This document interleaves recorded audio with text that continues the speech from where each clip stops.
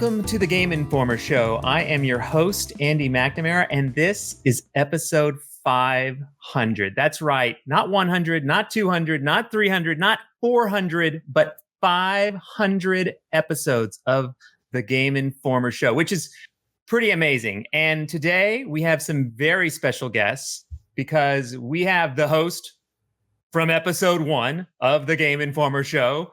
We have the takeover crew of Tim and Ben who took over at episode 244. And then finally me, who took over in 273. I'm the baby in this group. Literally, I am the baby in this. I barely have run this show, and everyone here knows better. So as I said to this crew as we led into this, was that this is like 4 hosts all at once. Hopefully kept in line by Alex Stadnik, our super producer. So this is Game Informer Show Endgame. Basically. Yeah, exactly. So without further ado, Matt Helgeson, how are you doing? I'm doing well, Andy. It's good to be back, man. It's crazy how long this thing has lasted, for how chaotically and kind of offhand it started. So I mean, it's great. I mean, I'm glad it's lasted this long and still thriving. Yeah, it's crazy. I mean, September 29th, 2009 is when you posted the first or recorded the first show. That's a long time ago now. So we're even over 10 years, which is nuts. So Ben Hanson, how are you doing? Doing real good. Thanks for having me on, Andy. It's a real honor. I was very excited about this. I started taking notes right when you reached out. I was like, oh, I've been listening to every episode of the Game Informer Show since I left. It's been fascinating. I have so much feedback. I'm ready to jump in here. I don't know if I want to hear the feedback. Okay, Tim Turi. Hello. Yeah, thanks for inviting me on. I've been looking forward to this ever since I got your text, and I was just like, oh, I wouldn't miss this. This is awesome. So I can't believe 500 episodes, man. I still remember recording the first one like vividly. It's crazy. That's like one of my earliest memories of Game Informer. Yeah, it is really nuts. Especially too, because I actually had to do this. I was like, are they on the site? I mean, we've made a new site since we did the first episode, and I went on, I was like, all the episodes are on the site, which is crazy to me. So I sat and listened to some of that where we talked Tokyo Game Show in episode 1, Matt Helgeson. Can you believe that? Wow. It's kind of, it's funny. I don't have a great memory of actually doing the first show, but I have a great memory of all the sort of chaos that was leading up to doing it, because it was sort of coincided with the launch of our new version of the website, which is now like 2 websites ago. But it was just like, I remember at the last second, I couldn't figure out how to get Pro Tools to like export the file, and I had to call my friend that like runs a studio, and he's like walking me through it on the phone, and like I had no idea what I was doing. And so I just remember being very panicked that like on a technical level, I wasn't going to be able to like deliver an MP3 of like 30 minutes of people talking. So, but we got it done. You fooled me. It is great that first episode has some serious rock anthem music as its intro music, which is pretty hilarious. I was like, what is this? For anyone that didn't know, by the way, Matt and I were in a band for a long time back in the day. We were. So Matt did kind of get the podcast in that, like, Matt, you know some audio stuff. Go figure it out. And that's how the podcast started. And it like that's and by the way, that's how we do a lot of things at Game Informer. How do we do that? No idea. Someone go figure it out. Okay, cool. You've seen one televised wrestling event. You are now reviewing all the wrestling games. Were you connected at all to Helgeson having the best voice in the office? It must have been a thought, right? I honestly think Andy probably thought that of anybody, I would be the most interested and willing to like kind of geek out for 24 hours and try to like figure out Pro Tools. I mean, I'm assuming that's what you were thinking. Yeah, I thought you would, and also it was a lesson that you could learn and use in other parts of your life. At that point, it was. Matt, weren't you hopping on Video Games Weekly with Paul Charchin and like doing a lot of that sort of that is true. Which Reiner does now. Yeah. But that's on KFan here in the Twin Cities, which is, if you're listening and you're not in the Twin Cities, it's a really, really popular sports station. And every night, Wednesday, I believe at 7:00, they do it. And I was the host then, and then Reiner took over. So that probably had something to do with it as well. And Andy, you were the original host. You did that with Charch before I did, didn't you?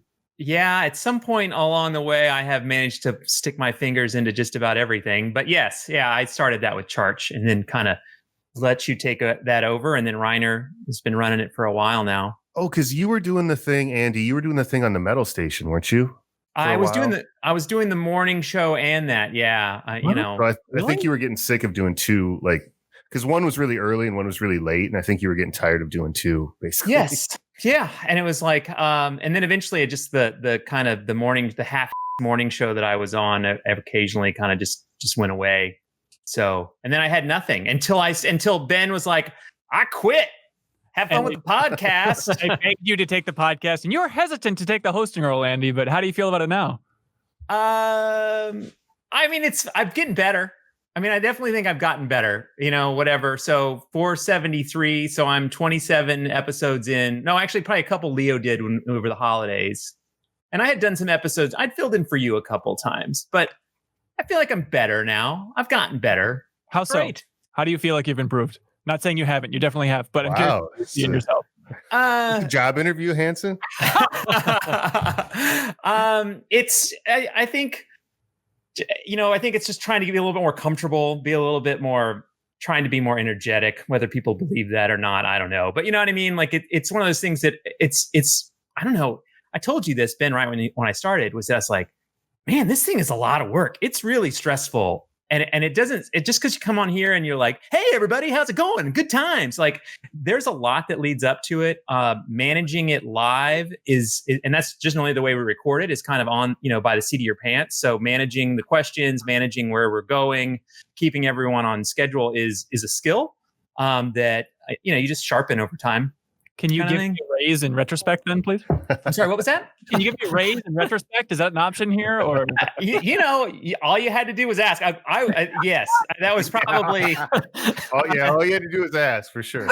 I mean, it's. I liked it when you did it, Ben. That's for sure. But it's fun.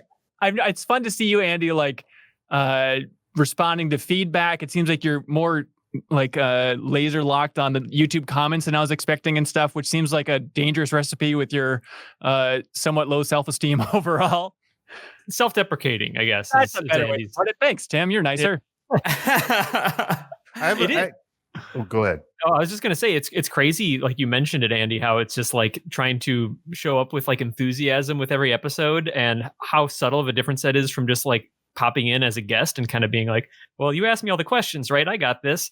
And someone listening might not think that hosting is like that much big of a lift compared to it, but like it's just the momentum and trying to keep things on time is crazy. But you've been doing great. Oh, well, thank you. That's awfully nice of you guys. I have a question for all three of you guys. Because when I left and Hanson and Tim took it over, I was really blown away because it was like, we're going to do a longer show. It's going to be live. We're going to do video at the same time. And I frankly, when I did it, I always felt like even just getting 45 minutes to an hour of recorded audio and herding all the cats of the different editors and like what they could talk about and who was appropriate. I felt like it was so stressful, and that every episode I almost felt like I wasn't going to get it done. You know what I mean? And so how did you guys, I'm still kind of blown away that you guys are still managing to do this. And how do you guys get, like, especially the editors were kind of slippery, you know what I mean? So that's a good question. I'd say my biggest advice for anyone would be to lean heavily on Ben Hanson for almost every technical aspect of it imaginable. And he does the biggest lift. It was nice to also edit the podcast. I was like, well, I'll just keep that a secret how much work that is. Like, I'll just work really late on Wednesdays secretly for years to make this thing happen and stuff. And then like having an hour or so with like developer interviews and stuff like that, that was nice just to be like, oh, thank God, we don't have to wrangle editors for this section. Cause you're right. That is the toughest thing. And I'm sure you experienced this, Andy, but you have a little more muscle probably for getting people in the studio, but it's so tough. Like, hey, could you just come down for 10 minutes? We got to talk Pokemon, but also, we should talk about the new NHL game, and then we can swap you out. But it would make more sense strategically and structurally if you two are together for this conversation. And then Birds has to be like, I don't want to talk to Pokemon. It's like, I just sit there at the table for 10 minutes. Like, just trying to coordinate that and figuring out where you're at in the timeline of the show when you're recording stuff in a different order. It was a fun puzzle every week for sure. Yeah. Go ahead, Tim. Oh, I was just gonna say it was fun. I feel like what's unique with like Ben and I. Well, I mean, I guess I wasn't really, honestly, I was a host probably shorter than any of you, just because we kind of rebooted it and then added video and we were co-hosts for a while. But I felt like I'd be curious to hear what it's like to be, maybe from you, Ben, like switching from having like a co-host thing to like a single host, like if that was like a noticeable shift for you, or because it felt like we were able to just kind of like tee it off between each other and kind of lighten the load a little bit. Yeah, that's true. By the way, it's nice to record a podcast with you again. It's probably been yeah, no kidding. We talk a fair amount, but in terms of the community hearing us talk, it's pretty rare. But yeah, it was nice to share that, and like you were so focused and passionate about caring about what's in each week's episode. That was really nice just to have somebody concrete that I could bounce ideas off of and just think about how can we make hopefully a really great show this week. And so that was a little bit scary of just losing that aspect overall when you left Game Informer. That was a rough time for me, Tim. But then I'm just like trying to figure out like who else am I leaning on here, in the Monday meeting when it's like, okay, what are the options for the podcast this week? How is the group feeling about this versus this? It was a lot of people like, yeah, we could do that. Okay. But just nobody being like, it is my responsibility to help you with this. So that was a challenge. And I think we were debating bringing another co-host for a while there, but yeah, it was stressful. But how's it going for you, Andy, trying to corral people? Well, one, I'd like to say it was great. I thought you guys had a great run when you guys were doing it together. It's I don't know. It's different doing it alone. I think about Tim as the co-host quite a bit, actually, to tell you the truth. And I think about that and whether we should have a co-host like Tim. That I think there's some consistency to the conversation that happens that way as a podcast, right? I think I've kind of adopted, BSing with Alex and Leo because they're on every show. And then some degree, Dan Tack and I have had a bit of a relationship and a battle that I enjoy. I think that's a good way to put it, actually. So I like having, it's one of those things I like having Dan is kind of when Dan's on the show, I kind of feel like I kind of got like a Tim on here, right? Someone I can riff with a little bit. So I've enjoyed that. And I sometimes think about whether the show is better. I mean, to your point, getting all the editors on sometimes is hard. Right. And talking about all the subjects. And sometimes podcasts are better when it's just two people talking. Right. And there's an extended story. Right. Because even when Leo and Alex change places, and by the way, this is so inside baseball. Sorry, everyone who's bored by this. But I'll sit down and I'm the only person that was here last week. Right. So when I try to continue a storyline, I'm like talking to no one but me and the listeners. Right. And so everyone else that's on the show isn't quite caught up. So that's maybe one of the challenges, I think, of not having a co-host or having a consistent crew that does it every single day. Obviously we should talk about this too. Tim, you're at Sony, which is crazy. You've moved on from Game Informer and you're at Sony and you're doing content there and you're doing things like a podcast. So you've moved on to newer. How's your experience with podcasts now that I've aired out all the Game Informer dirty laundry? It's interesting that you mention it. It's like even for the three of us who have moved on to other things are still involved in podcasting and stuff to some degree, and I think that all folds back to Game Informer, absolutely, and being part of that. But the formerly called the PlayStation Blogcast, recently rebranded as the official PlayStation Podcast, has been running for a long time, ever since the days with Nick Sutner over there and 2009 long, or it's been a while. I don't remember the exact origin date, but it's been fun. I'm on that with Justin Massengill, Kristen Zittani, Sid Schumann, and then more recently Brett Elston. But it's a lot of fun. We stick to mainly PlayStation games, as it turns out, but there's a lot to talk about in that space. And they're a great crew. But yeah, it's interesting.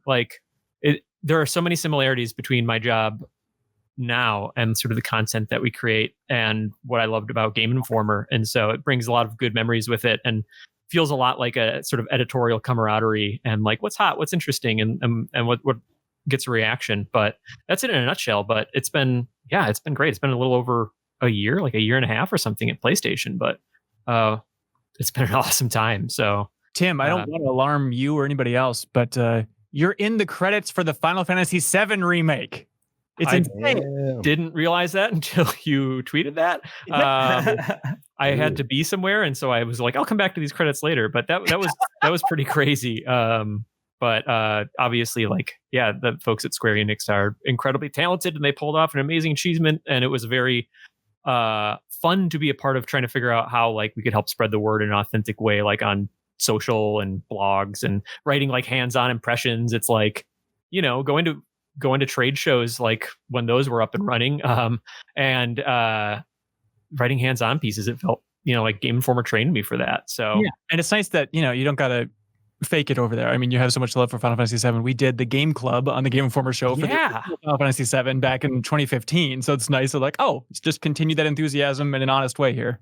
Yeah, it's a crazy full circle, and just like being able to do like spoiler cast conversations about like what's good. It was fun. We recorded a spoiler cast about halfway through, and I just kind of dumped all my predictions about where this was going on the table, and was happy to say I was mostly right about where I thought they were going, but still have a lot of questions. Well, no spoilers here for Final Fantasy VII Remake. Yeah, let's not do that. Don't worry. Yeah. Don't worry. Yeah. Yeah. And it's also too, I see I look over and I see, the PlayStation blog has a Resident Evil story. I wonder who wrote that it's over a good there. Chance. Good chance it was me. Yeah, it's a good chance. There's a good chance. So that's really great, and it's super cool that you're at PlayStation. What a fun company, and they've really been committed with Sid and that whole group to making content and doing interesting things around. They are just an awesome team. Like, I'm so lucky. It reminds me of all of the best things about what I loved about working with you guys at Game Informer. But I guess to follow that up, since we are doing a joint hosting for exactly. a host royale, as it were. Matt, I wanted to talk to you about, like, ask you about Mintrax and sort of like how diving into that part. Like, you were always one of the biggest music fans I knew. And so I was just wanted, like, what has it been like diving into that and kind of doing this like dueling sort of album focus for episodes, and what's it been like for you? It's been a lot of fun so far. Ben approached me about it probably late last year. Ben, do you think like November? Yeah. We were probably talking about it. Maybe October. Even before I left Game Informer, when I was planning on the whole MinMax launch and stuff. I think I reached out to you early on. Well, I asked you about like, buying the mics and audio equipment and stuff, and that probably got the ball. That's right. Yeah. Dream podcast would be a Helgeson music podcast. Yeah. but yeah, I mean, it's been cool. I'm actually, our producer co-host is Jason Daphnis, who was a Game Informer intern. I don't know. Yeah, he was there at the time you were there, Tim. Yeah, Jason's great. And actually, Jason and I, after Game Informer, I went to a marketing agency called Strother Communications Group, and Jason wanted to move up from Indiana, and he had actually got at me on Twitter when he posted a job, and so I worked with him there for about 3 years. So I got to know Jason pretty well, and it's been great. I think that Hanson, I feel like you're really good at kind of coming up with like an angle or a segment, you know what I mean, as opposed to just like.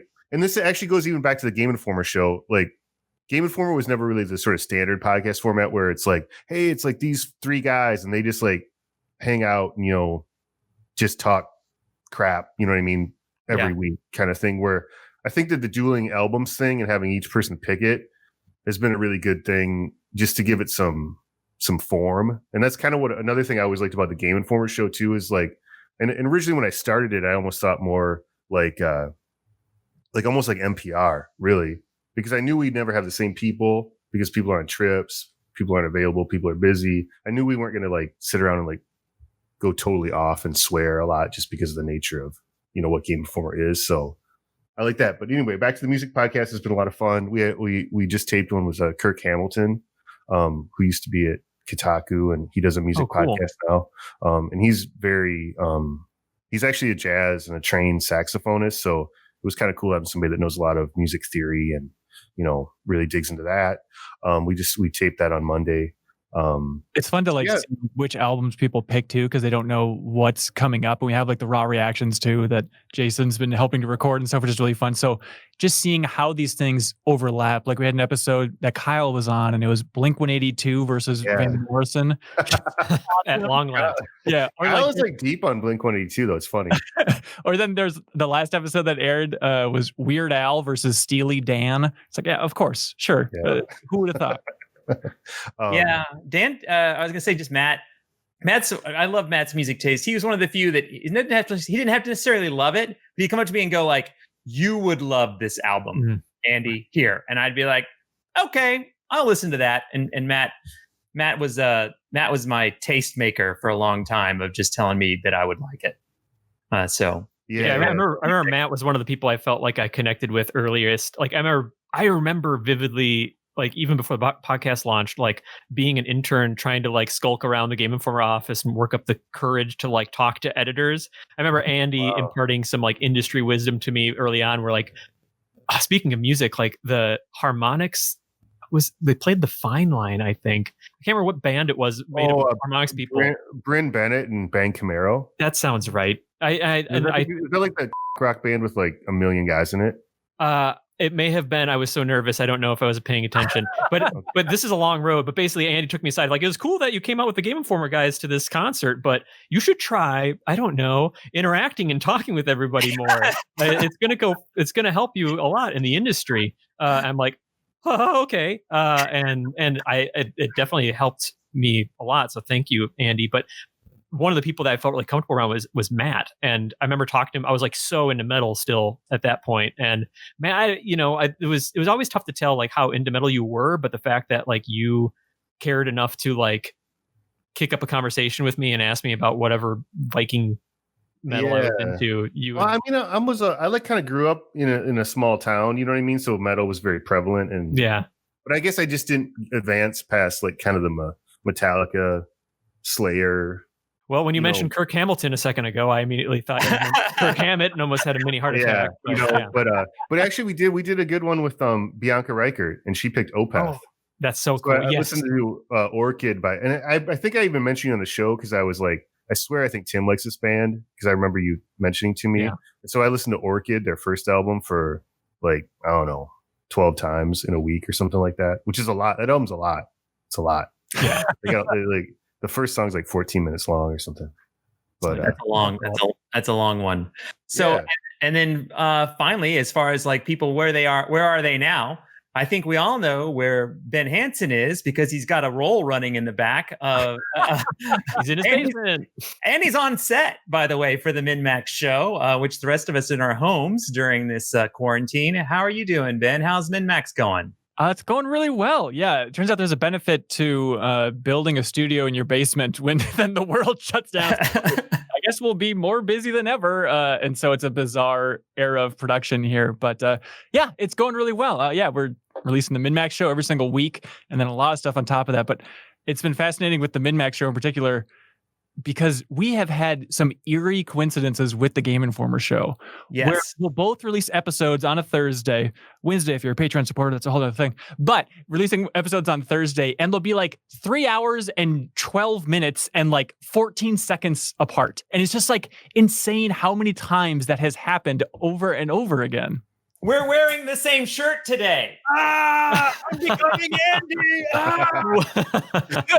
But no, what is going on? And also, too, I'd like to point out, as you continue the story, when Ben goes, "Oh, we're starting MinMax. Here's our new set." I was like, "Wait a second." He's like, "Yeah, we bought the same table. So that's the same table that's like on the Game Informer single white set." Female stuff. Yeah, it's because you always hated the table that we ended up with back when Jason and I built it. I hate it. And you got another one. I know, I'm really going to stick it to Andy. Why do you hate it? It's just, I don't like the table. And first of all, like we scratched it before we even did a show. Like there's a giant scratch in the middle of our table before. Jason Strikers work, but man, Andy, I seriously mean this. Like in the this is the shit I miss, Andy. Oops. The stuff I miss. It's just like you complaining about a table. You're just like you going off about something in the office that you're like irritated by. I just like that was that was good to hear. I'm a walking version of The Office, unfortunately. It does happen, and I go, oh my god, I'm not the right person I want to be on this episode of The Office. But yeah, I do. I obsess over the weirdest things. Yeah, I think the biggest argument I ever got into with you about, Andy, was literally in the studio when we were painting the walls gray for that side, and I wanted to paint like a third wall on the side a little bit gray, and you were adamant that it was the worst idea. And it was just like one of those things of like, we're like 20 minutes into this argument and I am ready to throw a vase against the wall. I don't know, like it's such a stupid light thing, but you just become fixated on this thing and you won't let it go. You may not know this. I have serious OCD. Is basically defined my life and anxiety. And I have design ideas that I stand pretty much behind. Definitely. So I apologize to everyone here. It's a miracle the Game Informer show exists. You guys made this happen. I'm just riding on board, right? Like, you guys got it done. I just, the carriage was already built, and I just climbed on top and just made the horses go that were already there. So thank you guys for doing that. And yeah, I'm sorry for my obsessive compulsive behavior. It just shows everyone's passion, I think, ultimately. That's What it is. Yeah. We get to say, Andy's a real character. You're an interesting character, Andy, and I mean that in a positive sense. And we get more of you now as you are the host. Like, I feel like it was such a rare treat when Andy would hop onto a podcast, or dare say an episode of Replay or something like that. But now it's just like, boom, both barrels, like every week. Give the people what they want, Yeah. Well, and Andy, to be fair, I don't think Game Informer exists without your kind of singular obsessiveness either. You know what I mean? Just in general. Like, I think that was kind of over the years, there was many times, as we both know, like, where you had to really fight and dig your heels in about stuff. You know what I mean? So I just wanted to throw that in there. Yeah, thank you. To this day, I still am always fighting for many things. And that's just the way it goes. But so what are you guys like? What do you guys like? What are your favorite? Do you have any moments that you remember of doing the show, like that stand out for you, that were like I can't believe I did that. I pulled that off. I can't believe I got it past Andy. Maybe is a good question too. I think of Tim. It was like on your last day when we finished the last bit of recording for it. But probably my favorite episode of the podcast was the Metal Gear Solid special, where we got all the voice actors, basically all of them back. We missed Jennifer Hale, which sucks.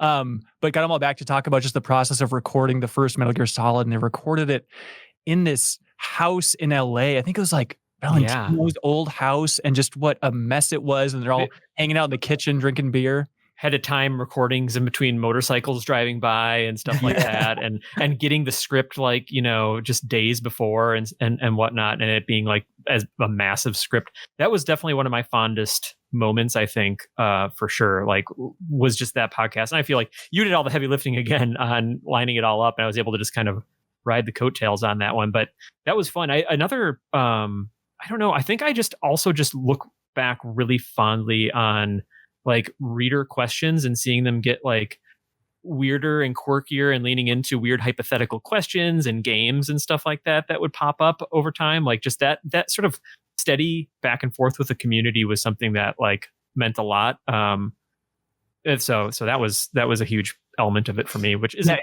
specific, but yeah. No, it's fun to see like what carries through. Andy, I'm sure you've been fascinated by this too, just realizing like, the things that pop from that podcast I did not expect. I didn't expect 1,400 emails about ducks. You said, busted our talking about games. We had this Matt Miller playing all of Gears Tactics, but all people want to do is talk about ducks. Like, how do I turn them into a podcast? How do you make the most of it? Yeah, and it's a lot of fun. I should point out too, Tim, I see mentions of all you guys, all three of you, by the way, in my mailbag every week. I get a mention of all three of you, just so you know. So just so that community and your impact is remembered. It's like, I started listening when Helgeson ran the show, and like, why don't you do things like Tim and Ben did it? I get all that stuff. So you guys are definitely remembered in an important part of Game Informer history and the community, right? I think we still talk to a lot of people. Yeah, they're great. Yeah, no, I mean the community was always really, really great to me, and especially when I look back at how amateurish probably some of the early episodes were in retrospect. I mean, it's always been a really great community on Game Informer, I think, and the podcast became a real center of that. But I just want to say thank you to everybody for especially supporting it early on when it, like I said, I'm not sure how great the quality was, but as far as like a memory, one that kind of stuck out to me that I was just really happy about at the time, and I looked it up, it's 149, I believe, is we got Ken Levine to come on to talk. It was around the time of BioShock Infinite, and I don't know, I just that made me happy just because I felt like he was a really cool person to get to be on and agree to do it. And, obviously, I'm sure you guys have all talked to Ken over the years, and, he's just a very interesting guy above and beyond games. He has a very interesting background as sort of like, a playwright and a writer and stuff. So I just remember that being a really interesting conversation. I thought like pretty much as anytime you talk to Ken, I think it would be an interesting conversation. But that just felt like kind of validating at that time for me to get somebody that was, especially around that time, one of the most probably respected guys and high profile guys in the industry at that point.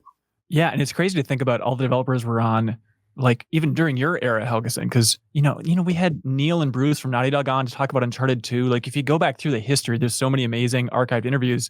Thanks to Margaret and production for keeping those episodes rolling there. But yeah, it's crazy. If you want to get nerdy, this technically is an episode 500. If you count up all of the bonus episodes and special editions and answering lingering questions for Cover Story, this is technically episode 629. Whoa! Wow. When did you do that math? I have a lot of free time, Andy. I live in my basement now. So. Yeah. No, but you're right. I mean, because we would always do like Cover Story special editions and stuff. Yeah, or a one-off interview or something. I feel like one memory too, I guess, so I can at least have something specific to say. And I didn't realize how special of a moment this would be in hindsight. But I think like Anna Managuchi came by and had a show in Minnesota and was able to I think I just interviewed them myself, but I remember it was like there was 3 spaces that we recorded this show. I feel like at a given point, there was one initially it was set up like in a conference room where we would have like our issue meetings, and it was like just on a cart there, Helgeson. Initially, I don't know if you remember it being set up. Yeah. And then it was crammed into the old, I guess, the replay room as it was called, which was just like before the full studio. Like Ben and Jason built that up. It was this cramped little room that would get way too hot during the summer months. And crammed in Anna Managuchi there, which is like this great chiptune band, and just like interviewed them. And it was like, we have a podcast. I can just do this. This is awesome. Who else can we get? So that was an awesome moment. And they talked to me about putting a piece of pizza in space. That's neat. What's the story with Gamer Gorilla? It was before my time. We never did a Gamer Gorilla episode, but it was always talked about. Was that a spin-off show, or what the hell was that? Well, I had to remember. I had some enthusiasm doing for a podcast early on. So I was trying to I tried something, which was Gamer Gorilla, which the joke being like gamer, like Gorilla Radio, but Gamer Gorilla, maybe a little nod to Donkey Kong kind of thing. And I just wanted it to be a show where people it just was unruly is what I wanted it to be. That was the vision. It was fun. There'd just be like flybys and stuff like that. And I wanted people just to interrupt, come in, say hi, sit down, push someone out of the seat and say, hey, what's going on? I got this to tell you. And that was kind of the vision behind it, was just to make it seem kind of like, this is a long time ago, just feel a little bit more social. Mm-hmm. Yeah. A little bit more just like kind of like you're at I think of it like a kitchen at a party kitchen. Right? When you're in the kitchen, you know what I mean? You're like, hey, what's going on? Oh, hey, man, cool. All right, cool. Oh, wait, someone else here. Hey, what's going on? That was kind of the idea, just to kind of talk through a bunch of games. But I discovered back then, podcasts are a lot of work. It was good. People liked it, though, Andy. I remember people liking it because it was sort of the alternative to kind of, the straight-laced. You were like the cop that broke all the rules. You know what I mean? Yeah. I was like, you were kind of like the Mel Gibson to my Danny Glover.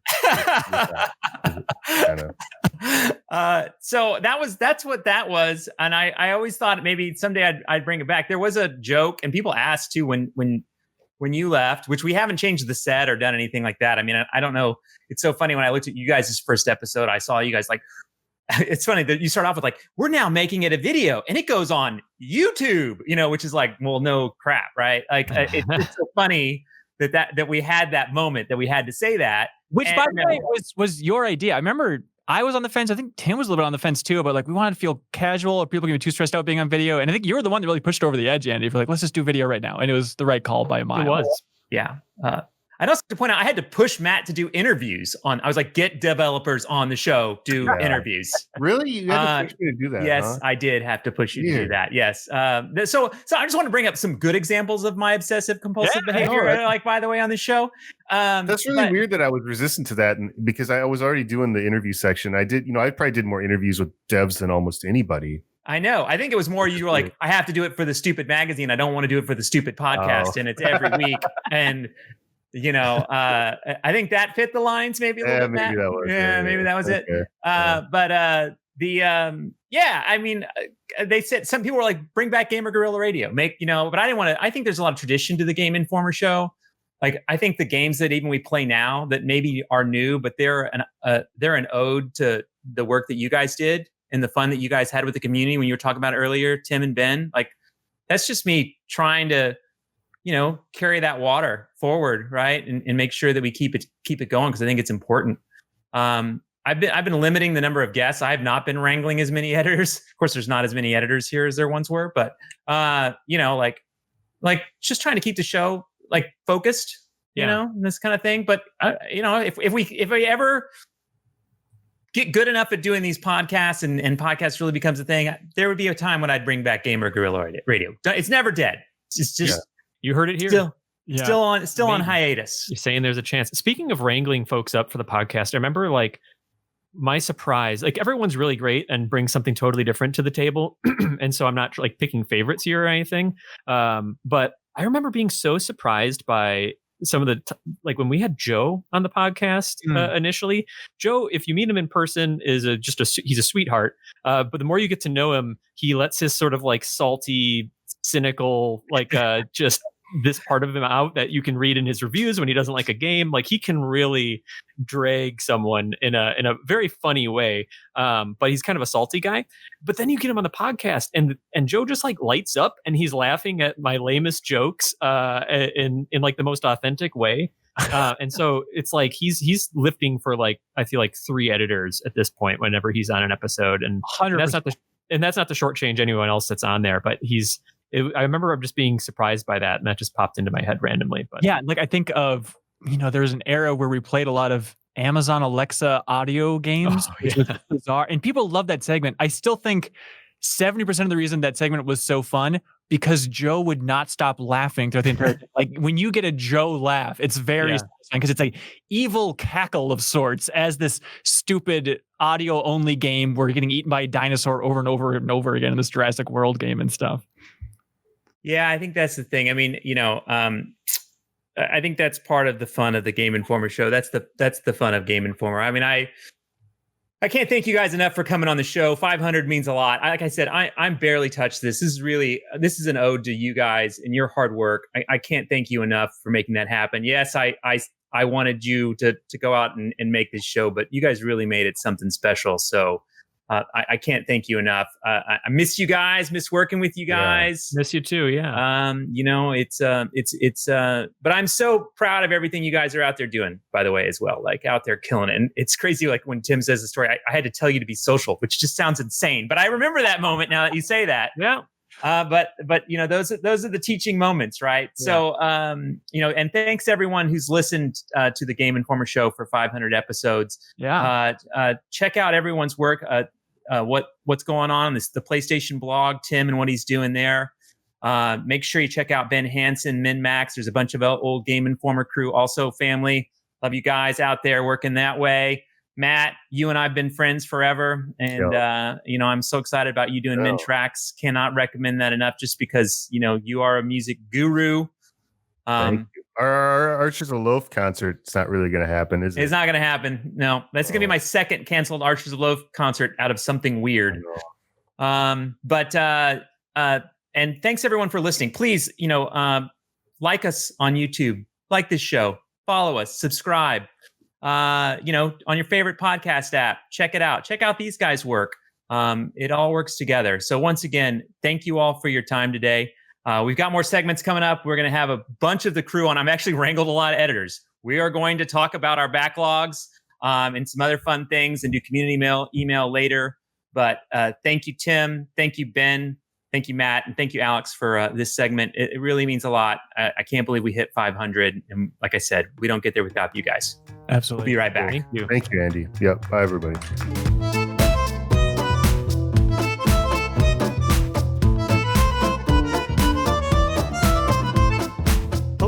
And welcome back to the Game Informer Show. I'm your host, Andy McNamara. First off, I want to thank you for joining us for that first segment where we got a chance to look back at 500 or over 600 total episodes of the podcast, if you include all our special editions, which was crazy. But having Tim and Matt Helgeson and Ben Hanson on was really an honor and a treat. We're so happy to have them. But one of the things I didn't do in that first segment was talk about the show. So for this show, we are going to continue forward by bringing on members of the Game Informer team to discuss our backlogs, what we're playing right now. There's a small little hiccup as we wait for an Xbox event that's happening tomorrow, but we already have a podcast up now that will be all about our impressions of the Xbox event, where they show a bunch of new titles for the Xbox Series X. But so we decided we'd take a look back. What's our backlog like? What was 500 episodes of the podcast like? So I'm going to ask. We're going to talk just general stuff. Catch up with the team. This is a celebration, and everyone's a part of the podcast, and that's what we wanted to make sure this was. So thank you for hanging in there, and let's meet our guests for this segment. First up, Leo Vader. How you doing, Leo? Doing great, Andy. Congrats on 500 episodes. Oh, thank you. It's one of those crazy things from that conversation. I had been on for like 26. You know what I mean? Like, I filled in a couple times. Maybe I've done 30 total. So I am just a small part of that story. But thank you, Leo. It's definitely crazy. It was nice having all those OGs on to talk in that first segment. Dan, I can't tell. Are you celebrating anything today? I am here to celebrate the 500th episode of my favorite show, The Game Informer Show. We're here. We are freaking here. You know what? And I decided I'd bring the beach to us, since we can't have it at the beach where we were going to have it before all this happened. So we are in it.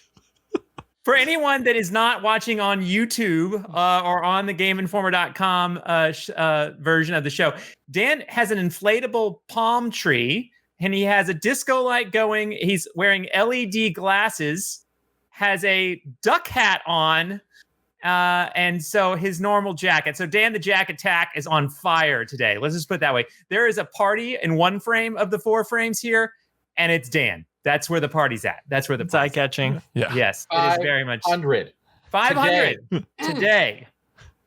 And we wouldn't be there without you, Dan. I mentioned in the first segment, I love sparring with you and this stupid duck thing. I can't believe you have a duck hat on, by the way. I had that ready. That was ready to go weeks ago.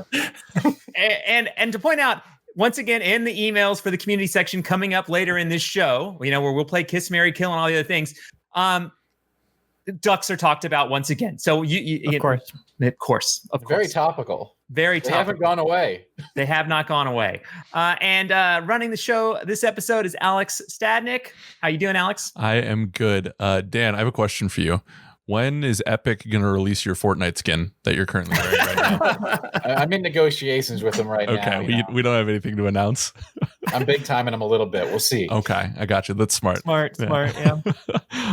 It was unreal. People aren't going to see it because of post-production or whatever, but it was unreal sitting in that chat with basically the giants of the GI show and just like soaking all that in. It's wild, man. You guys have some really cool stories, and it's fascinating to see how this all came together.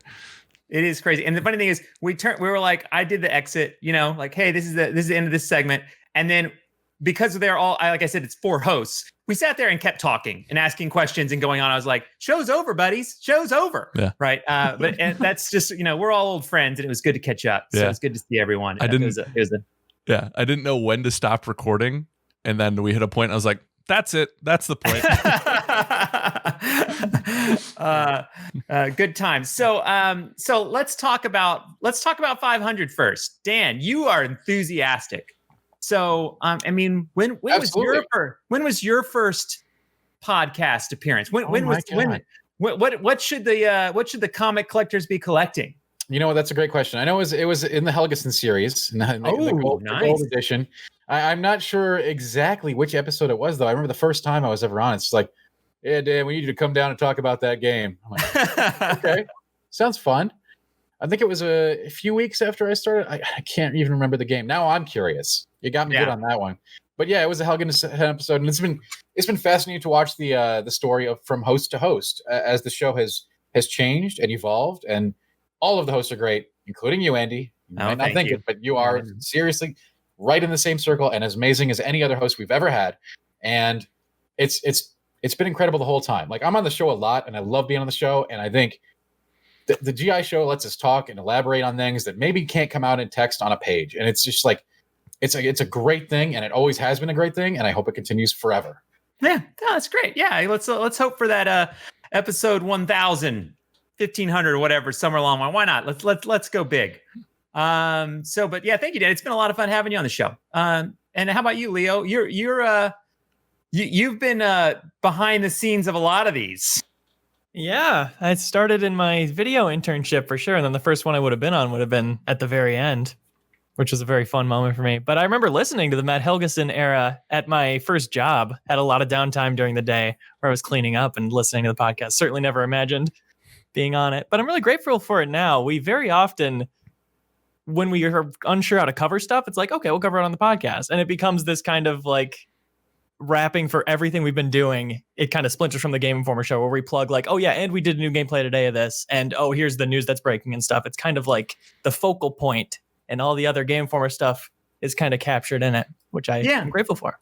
Yeah, it is interesting. I've always kind of thought of it a little bit to your point of like, it's like an audio version of the magazine to some degree. You know, I mean, it's like if it's not the same, obviously, and we'd love it if you took part of all our things. Like if you watched NGT and were a big part of the replay community and enjoyed the magazine. But if all we got you for was for our audio, I think you get a good snapshot of what we think and what we're thinking. But it's a lot of fun. So now that we've looked back, let's talk about what are you guys playing right now? What are you guys doing, Leo? I always learn something when you talk games. So let's learn about a game I don't know about, because I'm almost 100% sure you're playing something I have not played.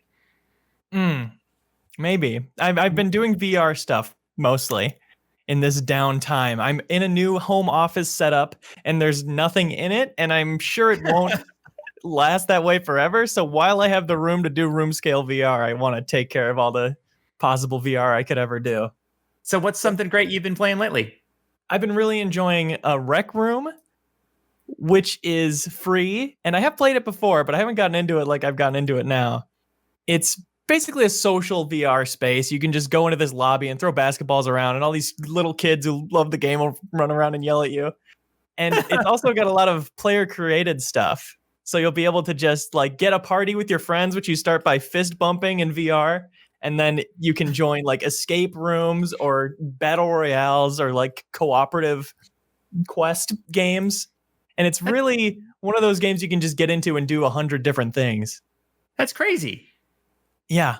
And once again, I had not heard of this game. Believe it or not, I had not heard of it. I knew you would you'd throw me something that at least if I heard of it, it just like passed in this ear, out the other, which does happen from time to time. I have been playing the Room VR a little bit. I've slowly been making my way through there. The thing about VR that's weird, I injured myself.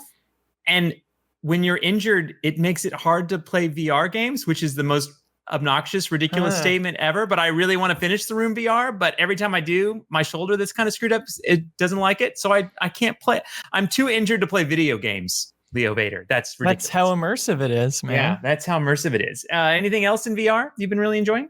I finally am going through Budget Cuts, which was around the launch of VR proper after the dev kits. There was a demo for Budget Cuts, which is this kind of quirky, funny game where you're going around this office building and there are robots hunting you. It's a stealth game, and it's got an interesting twist on the teleportation mechanic where you shoot a little ball and it hits the floor, and then you have basically a window on your controller, and you can peek around and see through it and see what you're about to see if you teleport there.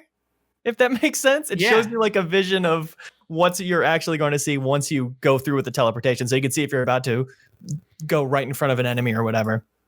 But it's really funny. The real game is out, and also the sequel to the real game is out. So I'm finally getting through that, and it's like it's a very Valve style game where it's got a great sense of humor, but also oddly eerie when a robot locks in on you, and it's got this eye that turns from yellow to red in a really ominous way, and all you have is throwing knives, so you have to be really precise in a really panicky moment, which is my favorite thing in VR. It's a very goofy, fun experience. How does it feel like when you're going back to these VR games, old and new, after playing Alex, which I know sounds a little bit like a pretentious question, but a lot of people say that's the defining VR experience. Do you find yourself like missing things in those experiences or changing your perspective on those experiences at all? Yeah, games have not struck me as beautiful as Half-Life Alex. That game really spoiled me as far as like both high fidelity areas and big areas. A lot of VR games are just kind of one or the other. Yeah. But Half-Life Alyx really had an incredible production value that I still haven't really seen. But I will say what I was surprised by is playing through a full VR game, which I hadn't played through a 10-hour VR campaign like that before. Going back to VR now, I feel like I've been trained for motion sickness more. Like I'm not getting nearly as motion sick as I used to, or even like at the start of Half-Life Alyx, there was a little bit of it. But it's like I'm fully VR now. I could just switch to living my whole life in there, you know? Yeah, I feel like VR has sea legs. Anytime I've spent an extended amount of time there, a weekend, I'm a different, like physically, I'm a different person who can handle it in different ways. Definitely. Yeah, it's an interesting thing that a game platform, like literally you have to like take some training to get good enough to go and play Alyx for like 10 or 12 hours. Yeah, for sure. I will also say I now have 3 friends who also have VR headsets. So the fact that we can all get together and do something in VR together during this quarantine is a really wonderful thing. It's super cool. Yeah, that is super cool. And like there's like VR chat, which I know is pretty popular as well. There's a bunch of other things that are in place to like let you like do things. Well, you can watch movies together in VR and all that kind of stuff. Have you done any of that stuff? No, I haven't watched a movie together yet. No, but we all got VR chat and we're waiting to dive into it. Does that work with like Netflix, or like how do you watch a movie? Because that sounds like the embodiment of the old Xbox like 360 days. You could watch a movie with all the avatars. Do you guys remember that? Yeah. I do remember that. Yeah. That was fun. Yeah, I don't know exactly how it works with multiplayer, but in the dawn of VR, I definitely could just play a downloaded movie off of my hard drive. Oh, okay, cool. In a virtual movie theater. Yeah. I watched Sin City 2 that way for some reason. Yeah, and like with virtual desktop and some other things like that, you can just like set it up and like choose like, oh, there's a funny one in virtual desktop. You can choose your desktop to be a virtual office space. So you're like, you have your VR headset on and you're sitting in front of a computer and you can watch things on a computer. It's very, it's the worm eating Brave itself world, kind of thing. Yeah. And you can be like, floating in space or sitting in a movie theater. And for a while, Oculus had those ads that were like, hey, we're watching the basketball game together, where they'd show them like courtside sitting next to each other, kind of doing those things. I mean, I think that's the dream. VR and Leo are living the dream, right? Like that's where you go during the quarantine. That's right. Yeah.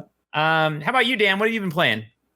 So much stuff. I don't know. What do you want to prioritize here? New stuff, unknown stuff, known stuff. Like I got a list, a laundry list of good stuff here. You don't consider it your backlog, though, correct? Exactly. No, it's stuff I made it very clear, and I'm sure Andy wants to elaborate on this. Yeah, I did. Well, I put up a sign up sheet, a Google Doc that was shared, and I said, Dan, I'm like, Dan, you're not on the show. Do you want to be on the show? He's like, yeah, I'll be on the show. And I immediately, because you can watch someone typing in real time, I watched Dan type in recent backlogs. I don't have a backlog, never will. Like, and I watch him writing this in real time.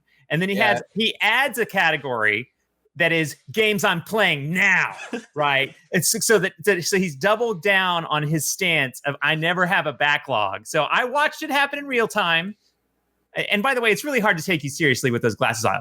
I'm not saying take them off, but it's very hard to take you seriously. I can't. No, leave them on. I don't want to take you seriously. Right. I'm a real person, Andy, with real thoughts, real feelings about video games. Have the You have a duck hat on. Of course I did. Yeah. I got this pair because it would work really well with the glasses so I can see out of them. You're not a real person. You're a figment of our imagination. It's a beautiful figment, but a figment nonetheless. I may be.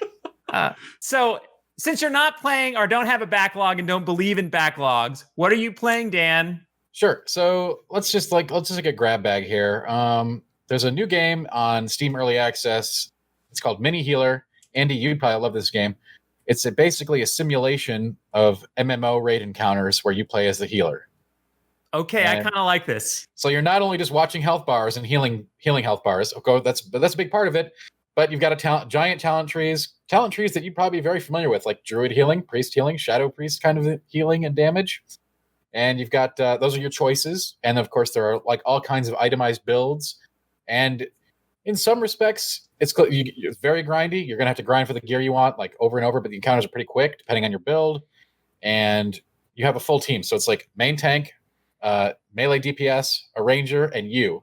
And your whole thing is like you've got your hot bar. You only get like 6 slots, I think. 6 or 8 slots. And you have to choose what to take to each fight. So if it's a spell, let's say it's a fight where they cast Ice Tomb on your guys and you have to dispel them so you can heal them again.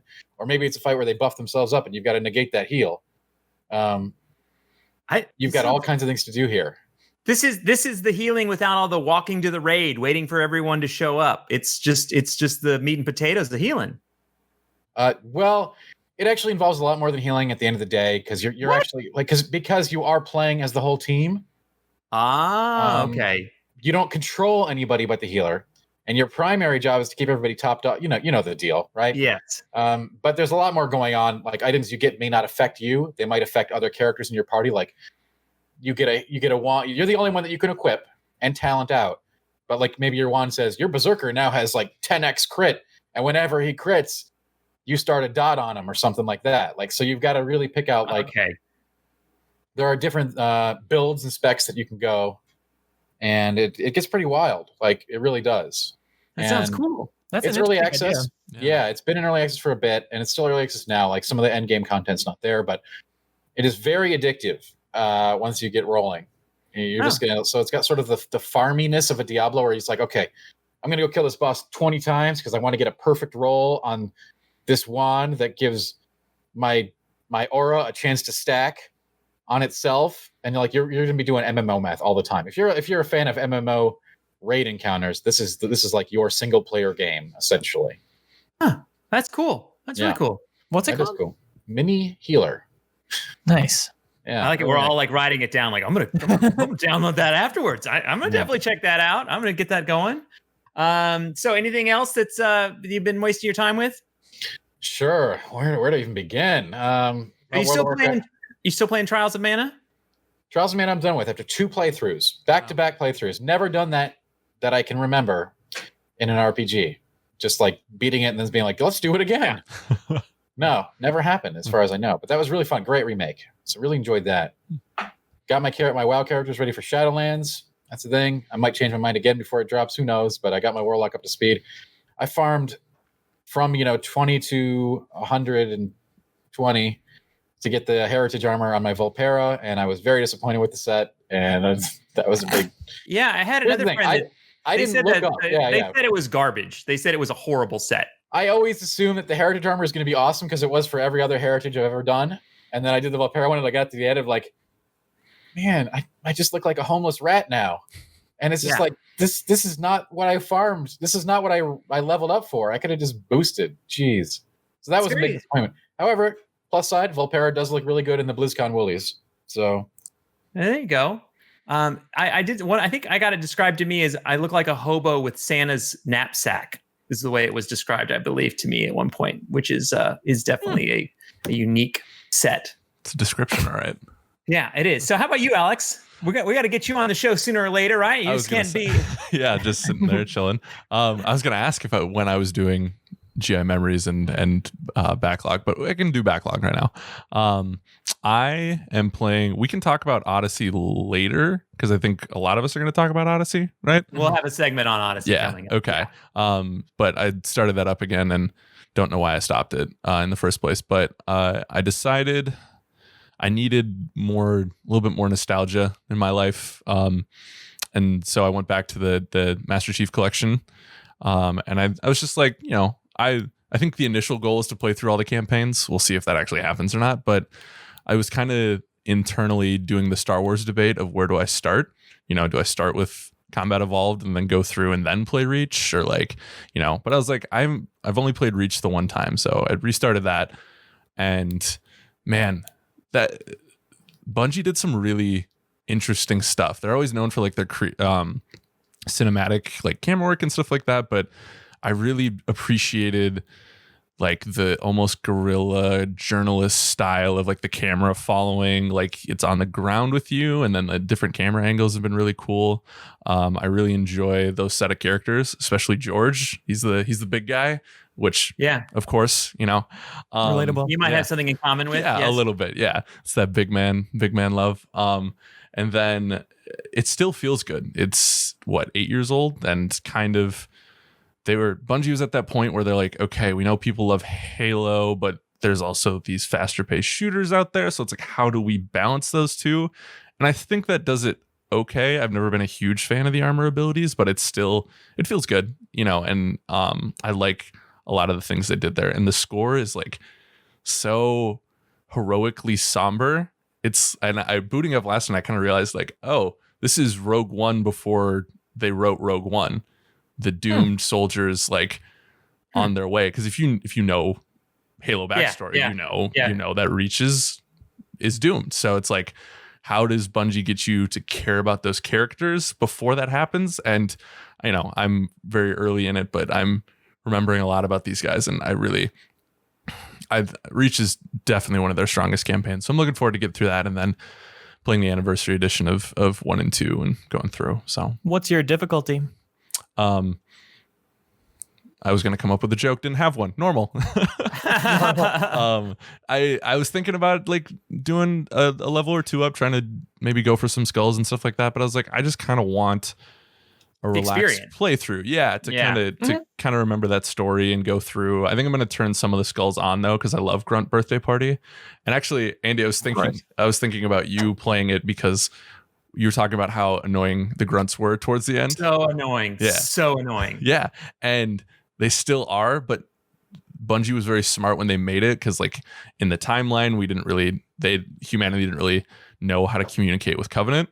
And so it's just like grunts now, and they're not as quite like, like save me, the demon. You know what I mean? So like there's just so many smart touches in that game that I really like as a fan of the series. Yeah, I say I know I make fun of Halo every once in a while, but when that music plays, I get into it. I mean, the vistas and things like that, the actual Halos and things like that. I'm so into the world. I just want the game to be great. That's really what it comes down. I'm really excited that the next game be great, because I think Halo is definitely a world that deserves it. So let's hope. And I know you really love the series, so I'm not even getting close to your excitement for it. Yeah. But it's a cool trip down memory lane there. How about you? How about podcast? So I remember tuning in the Hanson era, just getting to know kind of you guys and the sheer humor that you produced this show with. Like the Thankful For episode was one of my early first memories. That one's always good.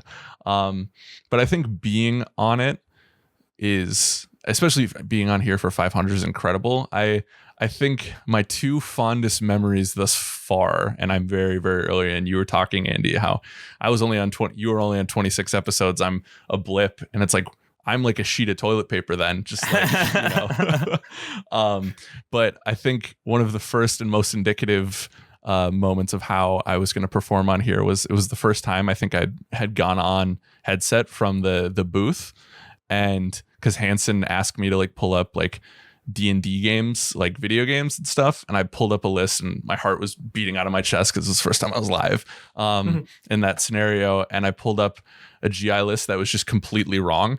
And I was like listing stuff off, and they're all like, yeah, okay. And Hanson was like, wait, no, that's not right at all. And I was like, oh, okay, perfect. This is good. This is a good first appearance. And then the other time is when it was, was it Hanson or was it you? I can't remember, but it was Joe, Tack, and I were the guests. And someone asked, like, is Star Wars going to be more popular than Sekiro? And I piped up arrogantly right away, and I was like, oh, 100%. And then Dan just like turned like he was a Terminator. Locked in. And absolutely never change. Yeah. Absolutely tore me down. And I was like, not in a bad way, but just like dismantled every argument I had. And I was like, oh, okay, so this is the show. I get it now. So, and everyone was cool. Like, Dan, you were very cool after. You're like, hey, just like, this is us. Like, this is how we're normally talking to each other. Like, please don't get scared away. And I'm still here. So I remember him coming up and shoving you and saying, come at the king, you best not miss. We don't talk about that part. Come on. He made me wear the cat ears for a week. It was bad. Right. So, but it's incredible. I'm so blessed that I get to be a part of this amazing achievement of a podcast. It's like, we were talking about this earlier, like most things don't get to 500 episodes, like period. And it's an incredible thing. So very, very blessed and happy for everyone who's been a part of it. Yeah, it is definitely crazy that we have gotten to this point. So I actually picked you three kind of on purpose, because you guys have been a big part of the 25 little graduation we hit at here on our own as a small anniversary. So I wanted to have you guys on, together, and thank you guys for the work we've done since then. So we're gonna try to keep this quick. So we're gonna up next. We are going to bring on the madness. That's right. More people are coming on.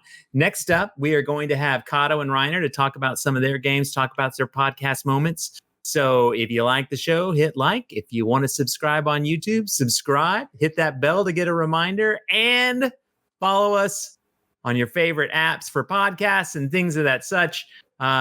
Thanks, all three of you, for being on the show. Alex, you'll be right back. Thanks, right back. Dan. Thanks, Leo. Thank you. And if you're not watching the show, you really got to see what Dan looks like. It is truly ridiculous and worth seeing. I'll put it in the time code, man. Like. All right. Thanks, everyone. We'll be right back. Hello, and welcome back to the Game Informer Show. This crazy celebration of episode 500 that we keep rolling down the tracks. So we're going to keep it going fast. I'm your host, Andy McNamara. I am joined by Matt Kato, Andy Reiner, and Alex Stadnik back in the box. But let's talk backlog. Let's talk podcast moments. If you have one, if you remember it, there's 500 episodes. I don't know if I mentioned that, but let's start with you, Matt Kato. How you doing? Doing pretty good. Pretty good. Yeah. How's the quarantine life treating you? First time on the show during this quarantine life. Yeah. I've got a little scruff going here. I've actually lost some hair. I know you can't really tell because it's always looked that thin, but I've probably lost some extra hair, but things are going pretty good. That's good. Yeah, it's tough. I make the joke. It's like Groundhog's Day. Every day I'm like, I don't know what day it is. I don't know where I'm going. I feel like I run into Ned every day. It's kind of the thing. It keeps happening. How about you, Andy Reiner? How are you? I'm doing okay. Yeah, all things considered, I feel like I'm in some kind of special kind of hell right now, but it's not so bad. The games are good. The movies are just as good as I remember them, so I can't complain too much. That's good. So, Reiner, I think people should know Reiner's been at Game Informer for every episode of the podcast, which, by the way, I'd like to point out, started on September 2009. That's when that's when this thing started up. This is just crazy when you think about it. But Reiner, that's nothing to Reiner. Reiner was here in the 90s. So that's right. 95. So, but we wanted to make a podcast, and we talked to Matt and Tim and Hanson earlier. We talked about the podcast in the first segment, and it was one of those things. We're like, we want a podcast. Someone go make it, which is very Game Informer. So, Reiner, do you have a podcast memory, a mistake, anything that's come up along the way that you remember? I think my fondest moments were sitting with Matt Helgeson, and this is before we had video, right? So it was just Matt and I face to face, and he'd be asking me about like a JRPG. And he's like, well, tell me why this game matters or whatever. And I'd start talking about it, and I would just see his eyes just glaze over. Just this pain in his face. Like he would show you physically how he was feeling about something, just this disinterest right away. And I just love that because I was like, okay, I'll keep this short. I'll give you the abridged take of what I think of this. I just adore that guy. And he was a great host. I really I miss him at Game Informer. He was something else. They brought up earlier, he had the best voice out of all the GI hosts, which is definitely 100%. I don't know if he. Oops, sorry. Oh, I don't know if he mentioned it, but I was with Helgeson one time in LAX, and we were returning from E3. And I think it was a guy, maybe asking for some change for, a cause or something. And he just, Matt just did oh, sorry, man, I don't have any, coins. And the guy just slid in there of like, do you work for radio? You should be on the radio. You have a great voice. Yeah, he does. He does. He really does. And so what do you know? He's out there still doing it. So Reiner, do you have any JRPGs you could tell me about? Yeah, actually, I'm playing one right now called Final Fantasy VII Remake. You might have heard of it. Oh, is that based on Final Fantasy? No. Okay, yeah. Tell me all about it. Are you enjoying it? How far along are you? I'm 20 hours in. I think chapter 10, something like that. So it's weird for me. I'm not I would say out of all the Game Informers, I probably like it the least of, the Kims and Joes and the people that are going through it. Part of me loves that I'm revisiting these characters that I have such a fond memory of. You and I playing through the Japanese version on PlayStation 1, trying to figure out, we were making up our own story. Yeah, it was right? nuts. Because we had no idea what was going on. So we're verbally kind of telling each other what was going on. We were way off the mark and can't talk about a lot of it here. Yeah, we were amazingly off the mark. But so there's this part of nostalgia that's there, but then everything else is kind of weird. Like, I'm not as attached to combat as I was back in the day. And if you go back and play the old one now, that combat's terrible. It's super slow. It's clunky. Yeah, it's balanced well, but it's a grind, right? Every one of those random battles is a grind. Now they're flighty and fast and action packed. But I feel like I'm battling the same enemies over and over. I'm doing these random side quests of finding cats and talking to kids in town. And it's like, I'm supposed to be this awesome mercenary and I'm blowing it. I'm doing nothing interesting whatsoever. But once you get out into the bigger missions, when you're in the city itself, it's great. I don't know. I'm kind of ho-hum on it overall. Like, it's highs and lows for me. A lot of valleys though, so far. Do you have a high moment? Any of the boss battles, I think are really well done. And boy, you spend a lot of time on some of them. I heard there's like some bad hellhounds that come up later that are just brutally difficult. Kato's laughing at that. But I haven't got to that part yet, but the boss battles I think have been really nicely balanced. You're doing a lot of healing, using your skills and attacks, limit breaks. I think that's when it's really humming, but just the standard battles haven't really done much for me. Gotcha.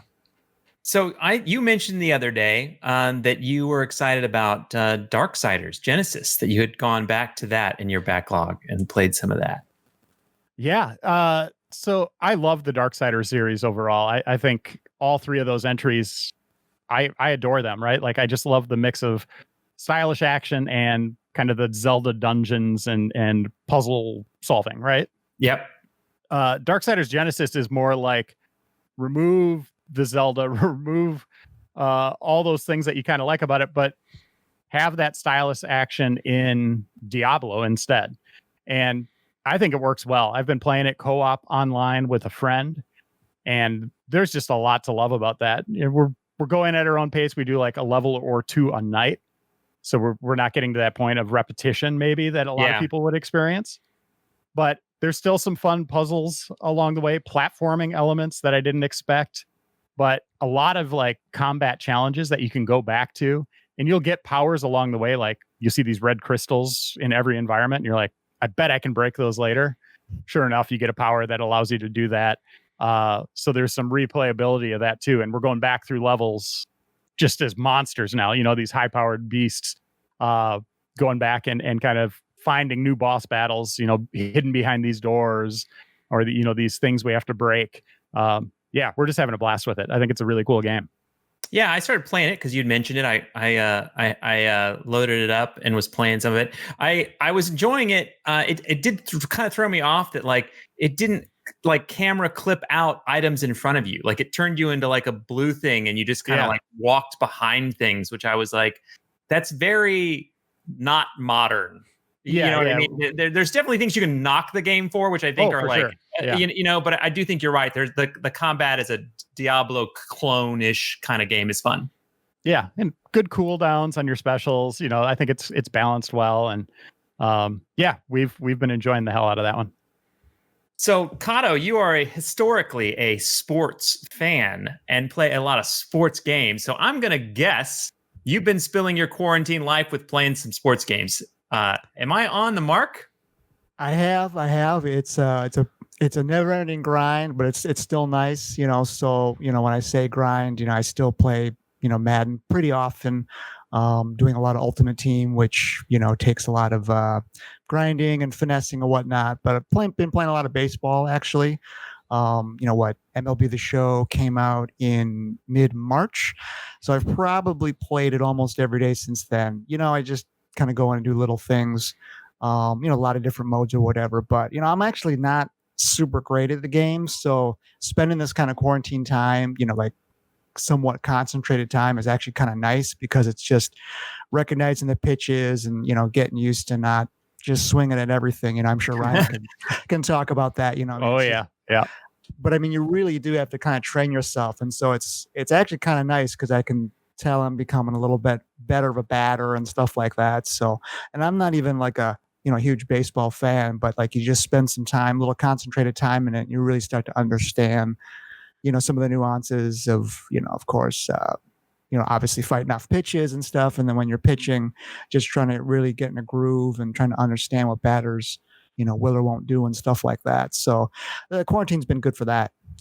So what about I think a lot of people have been asking this question. In a year without sports, in that vacuum that we have, right, where we don't have basketball, we don't have baseball.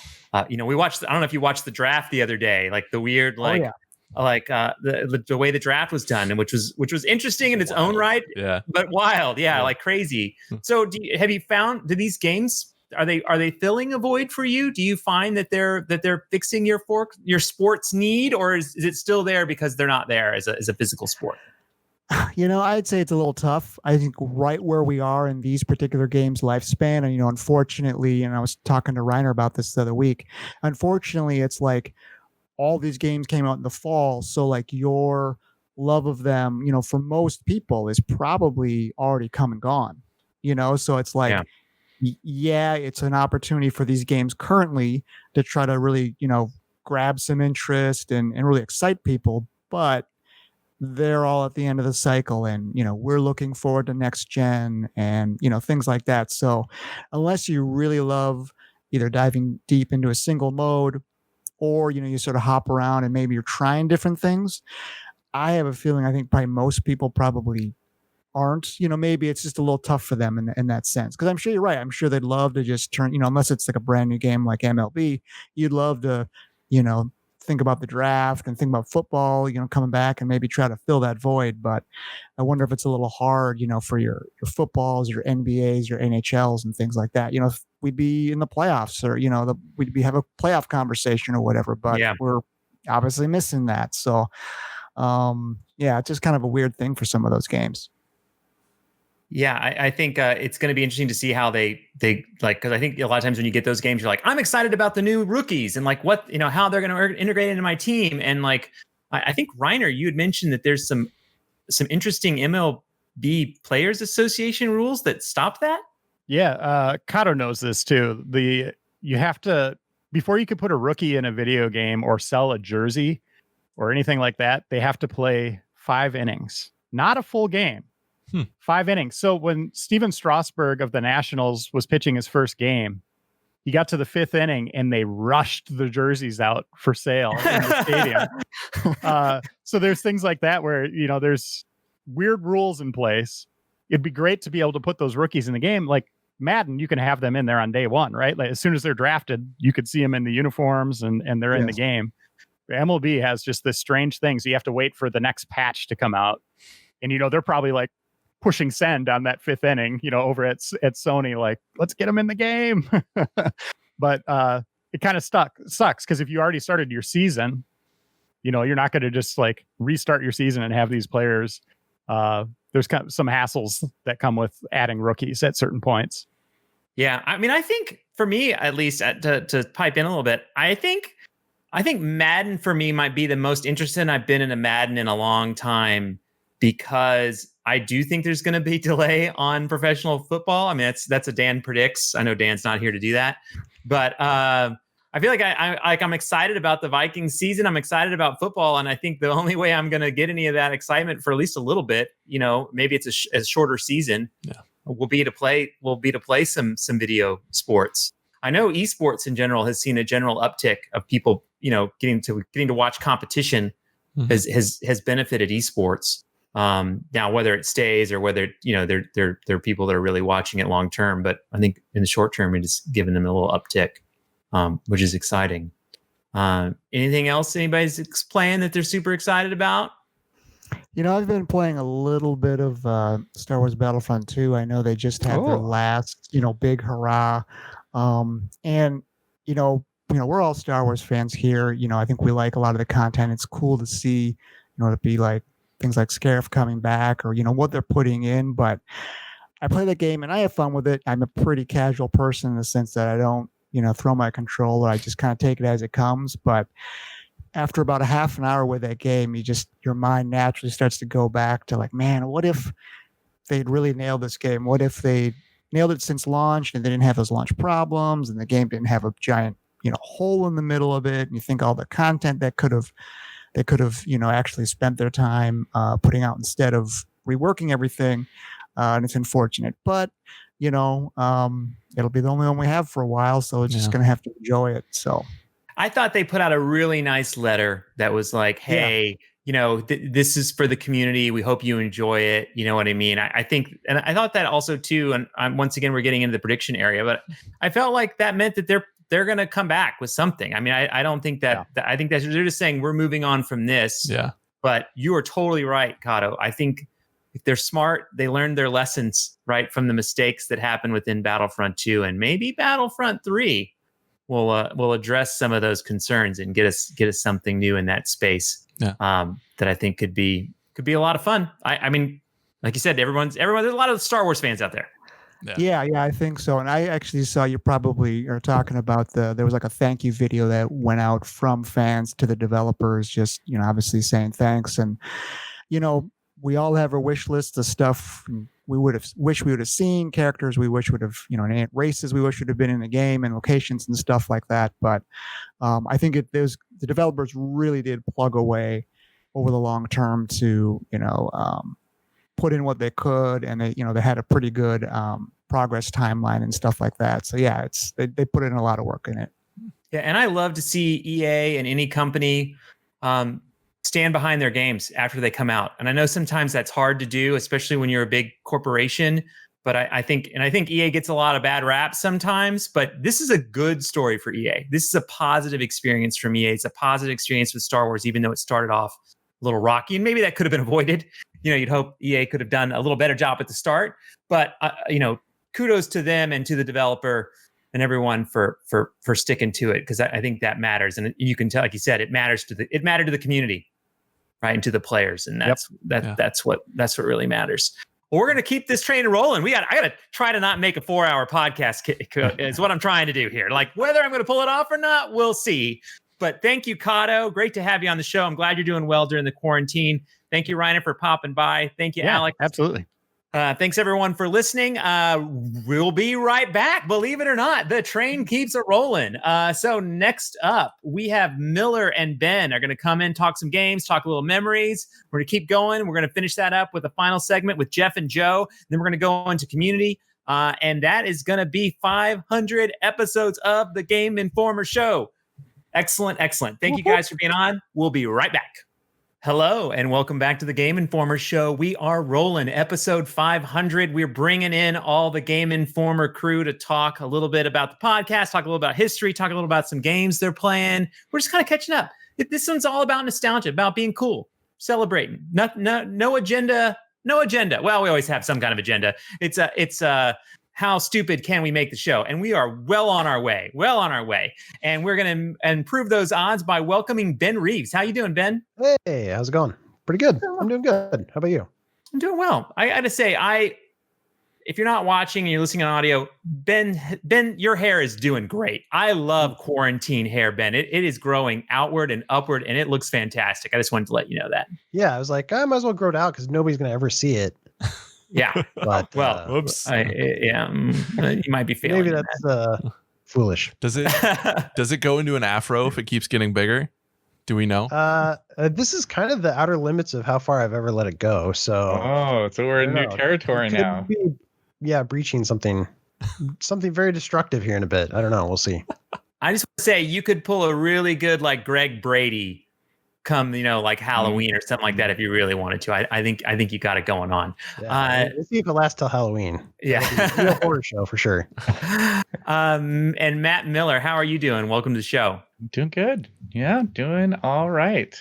So I wanted to let you know that one of the biggest comments on YouTube from last week's show was Miller is going to have to give us a tour of all his collectibles. His room looks very busy. So well, My room is busy, as my wife would attest. She would give you a different tour than I would. I'll tell you that much. Tour right out of the garbage can. She would go around and start just auctioning everything off, I think. I thought that was funny. So yes, your room is a star on its own. I certainly have been. I haven't looked you in the eye once. I've been looking at your background the whole time. You know what I should do is I should start just rotating the background, because this is like a corner of the room. There's like all this over here. Oh, there's more. Oh yeah, this is like 1/4 of it, and the rest of it's just like this. So for people that don't know, I'm gonna give you a little inside Game Informer. Is that every once in a while I'll walk up to Miller at his desk when we went to an office, right, and be like, in the before times, right? Before times, be like, Miller, what are you doing? Are you packing away all your toys? Where are you no longer gonna have toys on your desk? And Miller looks at me and just like, silly Andy, I'm rotating in new toys. Yeah. And I'm like, of course you are. Well, I like to think of it as like a museum collection, right? Yes. That you gotta change them out. You gotta change them out, right? Like you have the things that are in storage, and then you have the things that are on active display. You think the toys at the office are feeling lonely right now? I think they are. I felt. You think there's like a night at the museum style heist or something going on? That might be. What kind of hijinks is going on over there? Oh, they're like, where have our humans gone? We should sell virtual tickets to your museum of your desk and of your office. I thought that would sell out. It'd be great. Maybe so. Yeah. I like to collect stuff. I don't know what to tell you. Yeah, no, it's amazing, Miller. We talk out of jealousy. We mock a little bit, but it's because we're jealous. It's definitely because we're jealous. And welcome back, Alex Stadnik. You're on this whole ride today. You're on the whole thing. Oh yeah, and it's been quite the ride so far. This is quite the ride. This is definitely my favorite quarantine episode we've done. Good. This is good. Yeah. I got to tell you, I've been a little panicked. Like it's a little weird. Like because we're not talking about games, I feel like the emperor wears no clothes kind of thing. Like everyone's going to see us for who we truly are, because we're just talking about different things and kind of, there's no new hot game that we're covering. So I hope you guys are enjoying the episode and kind of the opportunity to just kind of chat to the whole team and talk about 500. So we had Tim, Ben Hanson on and Matt Helgeson on for our first segment, which was great to have those OGs. And as I mentioned before, I've only done like 25 episodes. I'm like such a baby in these 25 episodes. But it's a lot of fun to talk about that. Well, do you guys have any fond memories of the Game Informer show over all these years? And I'd like to point out, this thing started in 2009. Check that out. That's wild. Makes sense. Isn't that crazy? I have a fond memory and I have a clear memory that isn't a fond memory. Which one do you want first? Let's do them both. It's whatever it's dealer's choice. My clearest memory of the early days of the podcast is we did not always have the lovely studio that we now have. In the early days of the podcast, we were in what we now affectionately call Studio B. Yes. It used to be Studio A. Oh, and it was very, very small and very, very hot. Oh my God. Because we would put like 5 or 6 people in there sometimes to record, like impressions from E3 or some big show that we had. And we used to do replay in there too.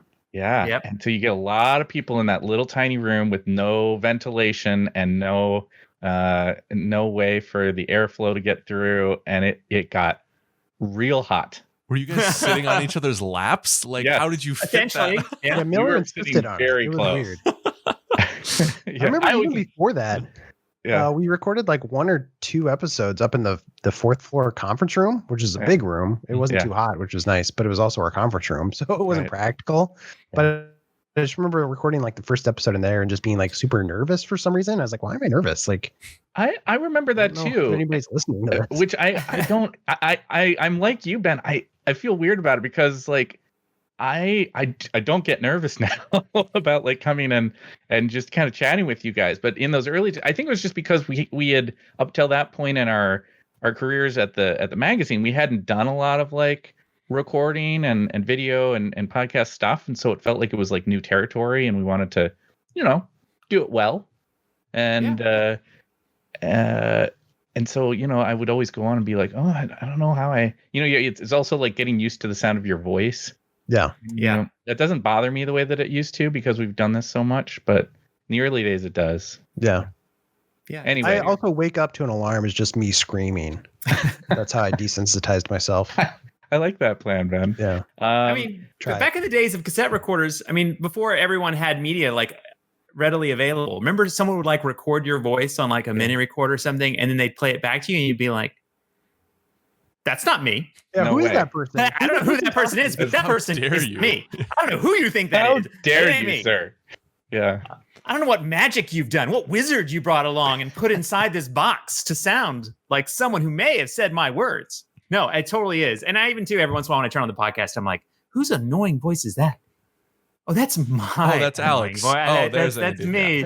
That's me. That's me. Yeah, that's me. Okay. Yeah, no, that's true. The old. And the funny thing is, with the new studio, we spent a lot of time and effort to try to get them to add a better ventilation system before we opened the studio. But we couldn't solve the problem of it being too loud.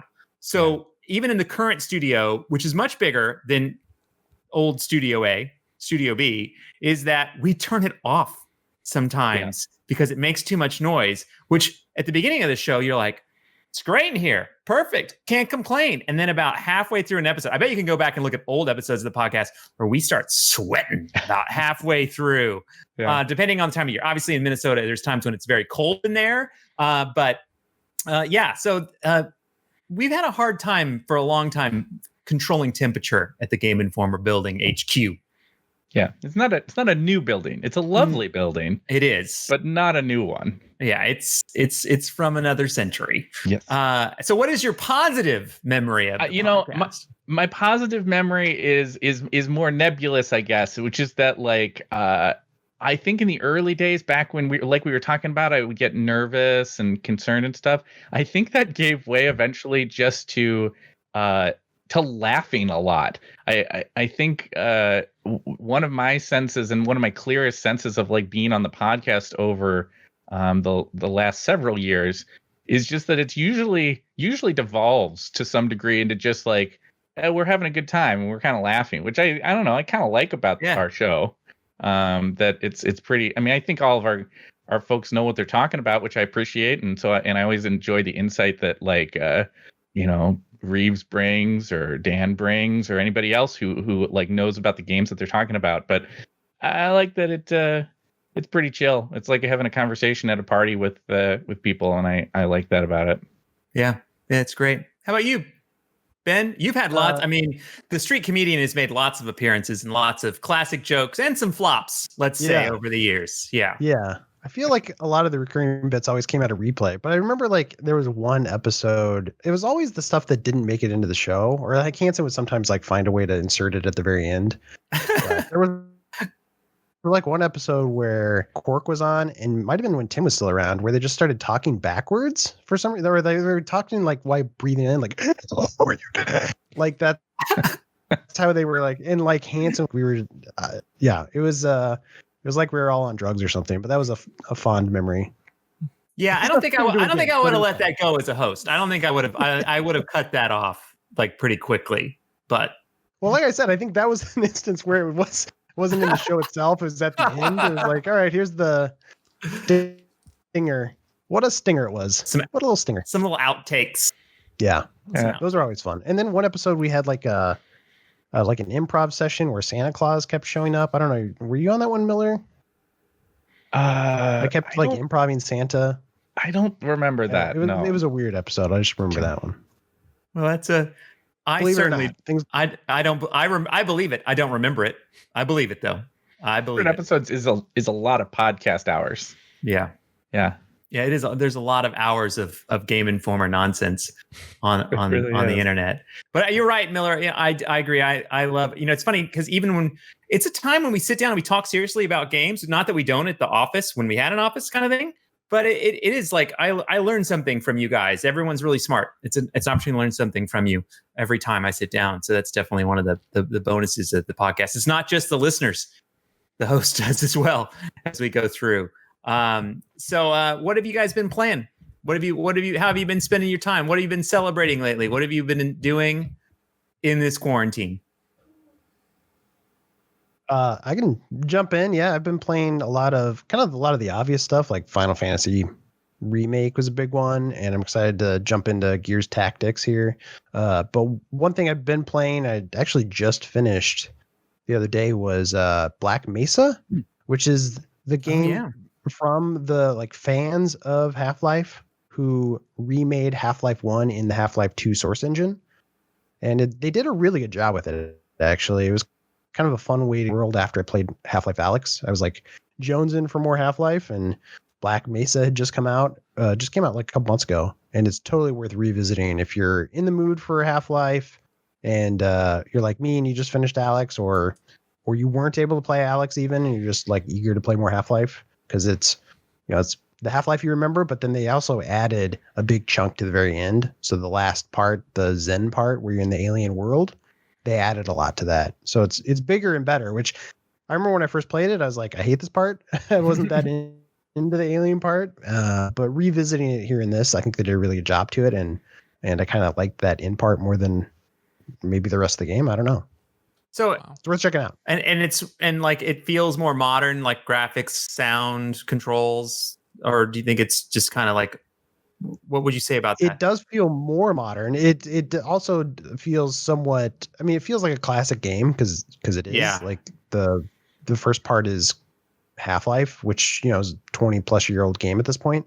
But at the same time, I was actually impressed by how modern it still felt, like how playable it still was. It didn't feel ancient and like pain in the to play most of the time. It was a fun game, and I liked shooting these guys, and it's still a good shooter. Yeah. Okay, for sure. That's a cool one. I are you going to write anything up for the site or in the magazine?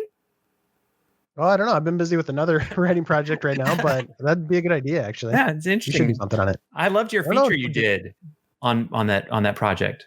Yeah, that's a good point. I did a little thing on that, and I did something too on like similarly, like the team who's creating Half-Life 3, the fan team who's working on Half-Life 3, that was before they announced Alex. So we're like, well, we're never going to get a Half-Life game, so this is our best shot. And then they give us Alex. So yeah, it's really cool. How about you, Miller? What have you been playing? I've been jumping around a little bit. The big thing that I made my way all the way through that I had not gotten to last year was Control.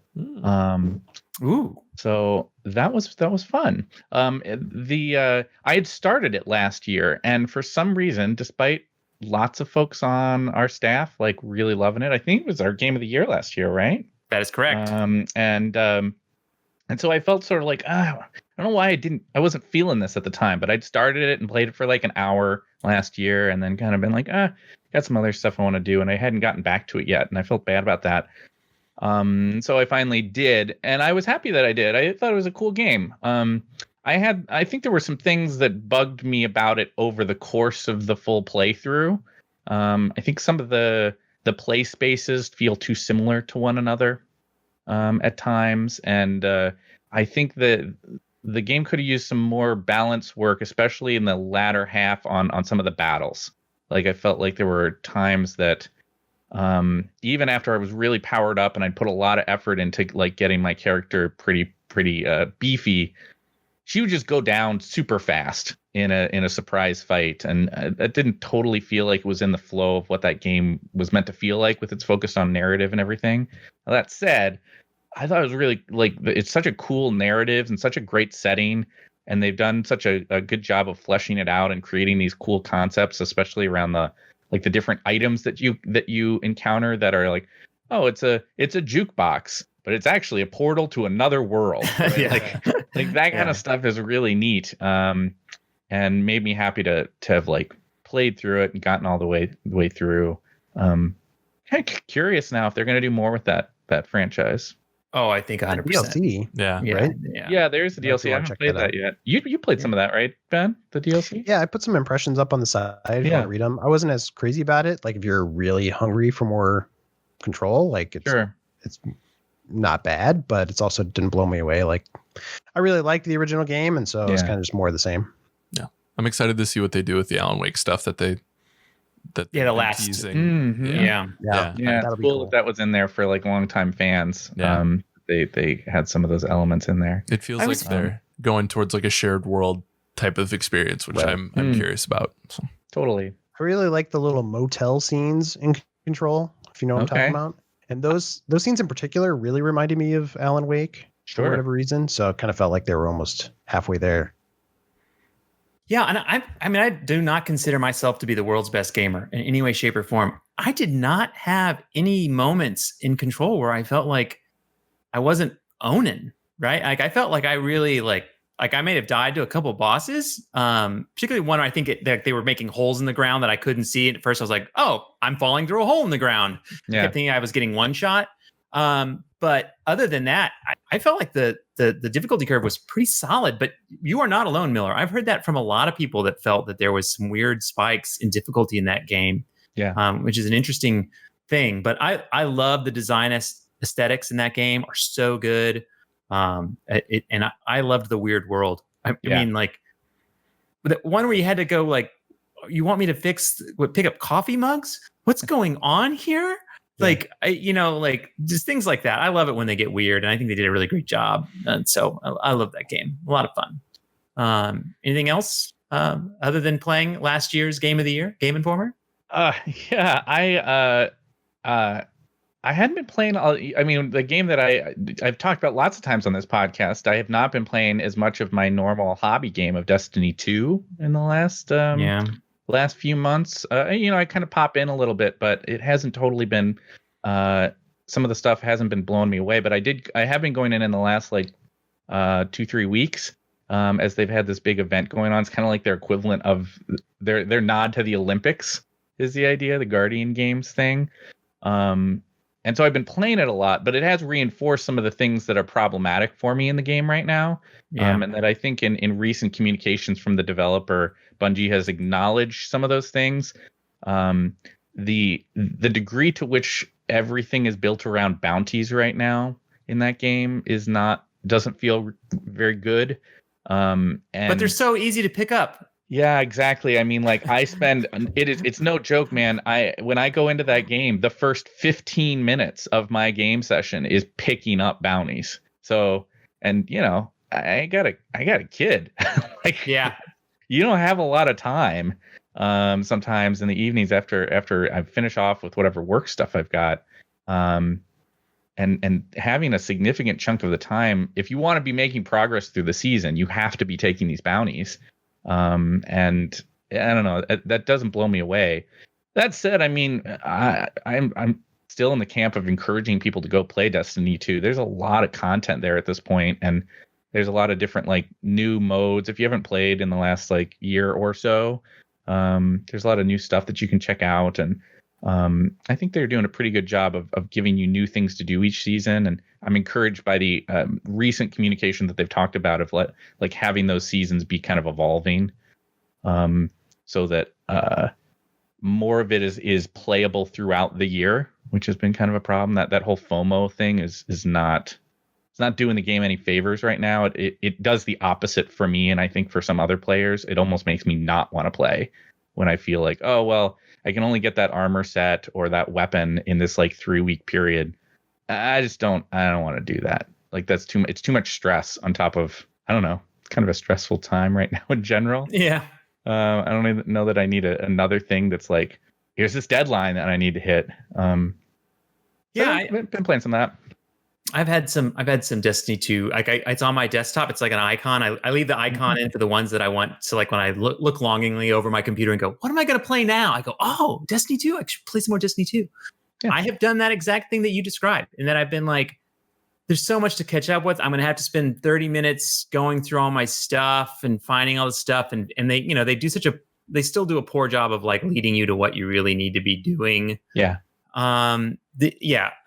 Still one of the best shooting games ever. Love Persistent Worlds. I'm so hype on Destiny, but I think I fall in the camp of I'm ready for them to make Destiny the platform.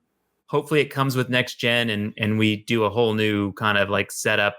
Not to say that we can't keep what people have built up. I'm definitely for that, but I do think there's a lot of general issues with the way the game executes that really could change the way that we view it and play it and enjoy it. Mm-hmm. Yeah, that's so. All right. You played Gears Tactics and reviewed that for us. And then you also, that drove you to go back and maybe play some of the other games? It did. I had not completed Gears 5, and so like I played a lot of it. But I'd played through Gears 4, and so I went back and replayed Gears 4 to kind of get myself up to speed. And now I'm kind of making my way through Gears 5, and it's been pretty fun. I Gears Tactics got me hot on it again. It's if you haven't tried Gears Tactics yet, it's real good. I think it's the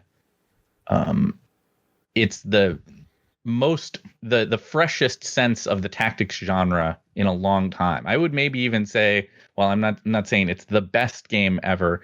It certainly is the freshest take on the genre since I think the original, not the original, but the sort of modern take on XCOM first came out. And that sort of revolutionized, I think, a lot of the ways that people approached that genre.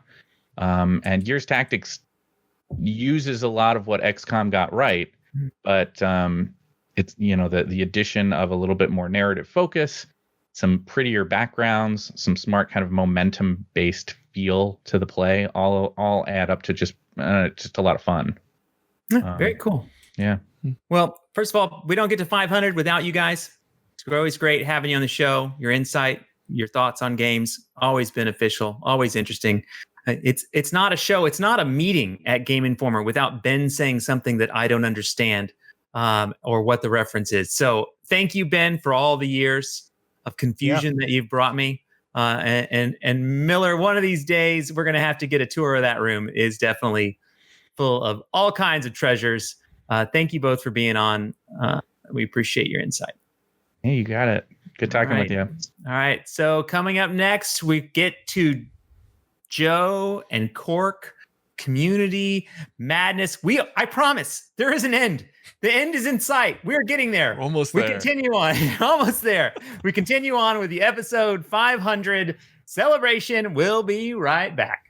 Hello, and welcome back to the Game Informer Show. I'm your host, Andy Mac. Boy, this is like the fifth break or sixth break. I have said my name too many times in this episode, but we are celebrating 500 episodes of Game Informer Show, which is insane. That's September 29th, 2009 was the first show by Matt Helgeson. It's just nuts. We were lucky to have a lot of the crew, Tim, Ben Hanson and Matt Helgeson on that first segment. And here since we have been rolling that train down where we go and talk to editors and get a chance to catch up with maybe some of their memories, what they're playing right now. It's just kind of a fun celebration of 500 episodes. I did want to bring up quickly right now, we were not able to get Kim and Shea in on this segment today, but they are still an important part of Game Informer's history and part of the Game Informer show. I want to make sure I gave them a little shout out, a little love. Miss you guys. Sorry we didn't get you in on this segment, but we did get for your audio and visual pleasure. Jeff Cork, how you doing? Maybe one a little more than the other. Doing well. Welcome. And Joe Juba, how you doing? I'm doing great. I see you've got a new position here at Casa de Juba. Yeah, it turns out that when you're going to work from home for several months, you should actually have a desk to do work at. It helps. And I approve of the having a wooden background. So nice work on that. It seems like a very Minnesota thing, like kind of almost like a cabin vibe or something. We love our cabin vibes. It's very Minnesotan. And Alex Stadnik, of course, is back as super producer. What's that, Alex? Just happy to be here. Back. You know exactly. Just riding along. We're just riding along. Oh yeah. Okay, so 500 episodes, unbelievable. Like I said, we were lucky to have everybody on earlier. I like to point out I've only done 25 of these things. I'm barely touching on it, but we've all been a part of this show over all these years, as if you guys have. Joe has been brought up as a high point for others, believe it or not. What? Yeah, I know. I blew my mind too, Joe. Now you have to listen to the show. You're welcome. Do you have any crazy memories, Joe, of the Game Informer show over all these years? Man, so I don't know how much of this stuff you guys have touched on already, but we're welcome to revisit. I just remember what I think fondly back to what a sort of homemade production the whole thing felt like at the very beginning, right? From Helgeson learning all of the recording equipment to us sitting down there in that tiny little studio room, just like cramped in little chairs, talking into the microphones. It felt very much like homemade. Yeah, you're not wrong. You're not wrong. A very underdog approach to it, but then I think that made the move to the studio that much, more fun and impressive too. So I guess like one of my favorite things about the show over all these years has been that I feel like we haven't really lost that underdog quality to it in some way. Oh, definitely. I think that there's a sort of undertone, no matter like over all the years, no matter who the host has been, I think there's that undertone of like the primary thing is that we're all just here like passionate about games, and that's what brings us all together to talk about more than the sort of glitz and glamour of the podcast life. Yeah, I like how you really put that, Joe, that like here's good podcasts, but Game Informer has always managed to be just below, just never quite up to good podcasts. So I really like the way you put that, Joe. It's very nice. Very yeah, you nice. Heard what I said. You get it. Striving for adequate. We did it. We did it. 500 adequate episodes of the Game Informer show. How about you, Jeff Cork? Well, Joe had the exact same thing I wanted to talk about. It was like so much. I remember the first few episodes being very nervous about being on mic because it was like a new skill set that I don't think very many of us were kind of acclimated to that at the time. And I'm sure if you listen back to those early episodes, if you could find them even, you'll probably catch that. Like nobody really felt calm and normal. Everyone's kind of stilted. I think a lot of it too is that room was very small and it was so hot. And I remember that the computer that Helgeson had Pro Tools on, someone would always install some dumb software on there, so he had to leave like post-it notes upon post-it notes of like, don't install anything else on this computer. And like invariably someone would be like, oh, the Pegel's kind of fun. Let's see what can happen here. And then, whatever pop-up ad would come there, like, oh, let's install this too, whatever it is. It says it's going to make my computer go faster. Then like you would have to nuke it all the freaking time. And then, it was always just like you'd adjust your mic and you'd knock over two other mics because there was not any room at all. You couldn't make eye contact with anyone because everyone's just kind of sitting in a row, which I guess hasn't changed a whole lot. Yeah. But and I just remember like so much of it has just been like laughing and having a silly time with your friends, basically. I think that's been my favorite part about it. It's like I'm sure that like when I'm like even older, if that's imaginable, it will be something that I can go back to and listen to like all these great times that I had with my buddies, and I think that's like a real blessing. Yeah, well put, awesome. Jeff. Yeah, very well put. And also too, we're all like, I would go to that Studio B, that little room right now. If we could be back together and not in quarantine and not in our homes, we'd take it in a second. 100%. Yeah. In a second. But you did. I totally forgot that like when you were like, hey, I need to go to the restroom. Can we take a quick break in this podcast? That there was that lattice of microphone stands that you had to like try to like step through. And you're like, oh, pardon me. Oh, wait, where am I going? And like trying to get through that was so hard. Yes. And you brought up another memory that I forgot too, was that I forgot how much that computer broke down and that whole thing didn't work.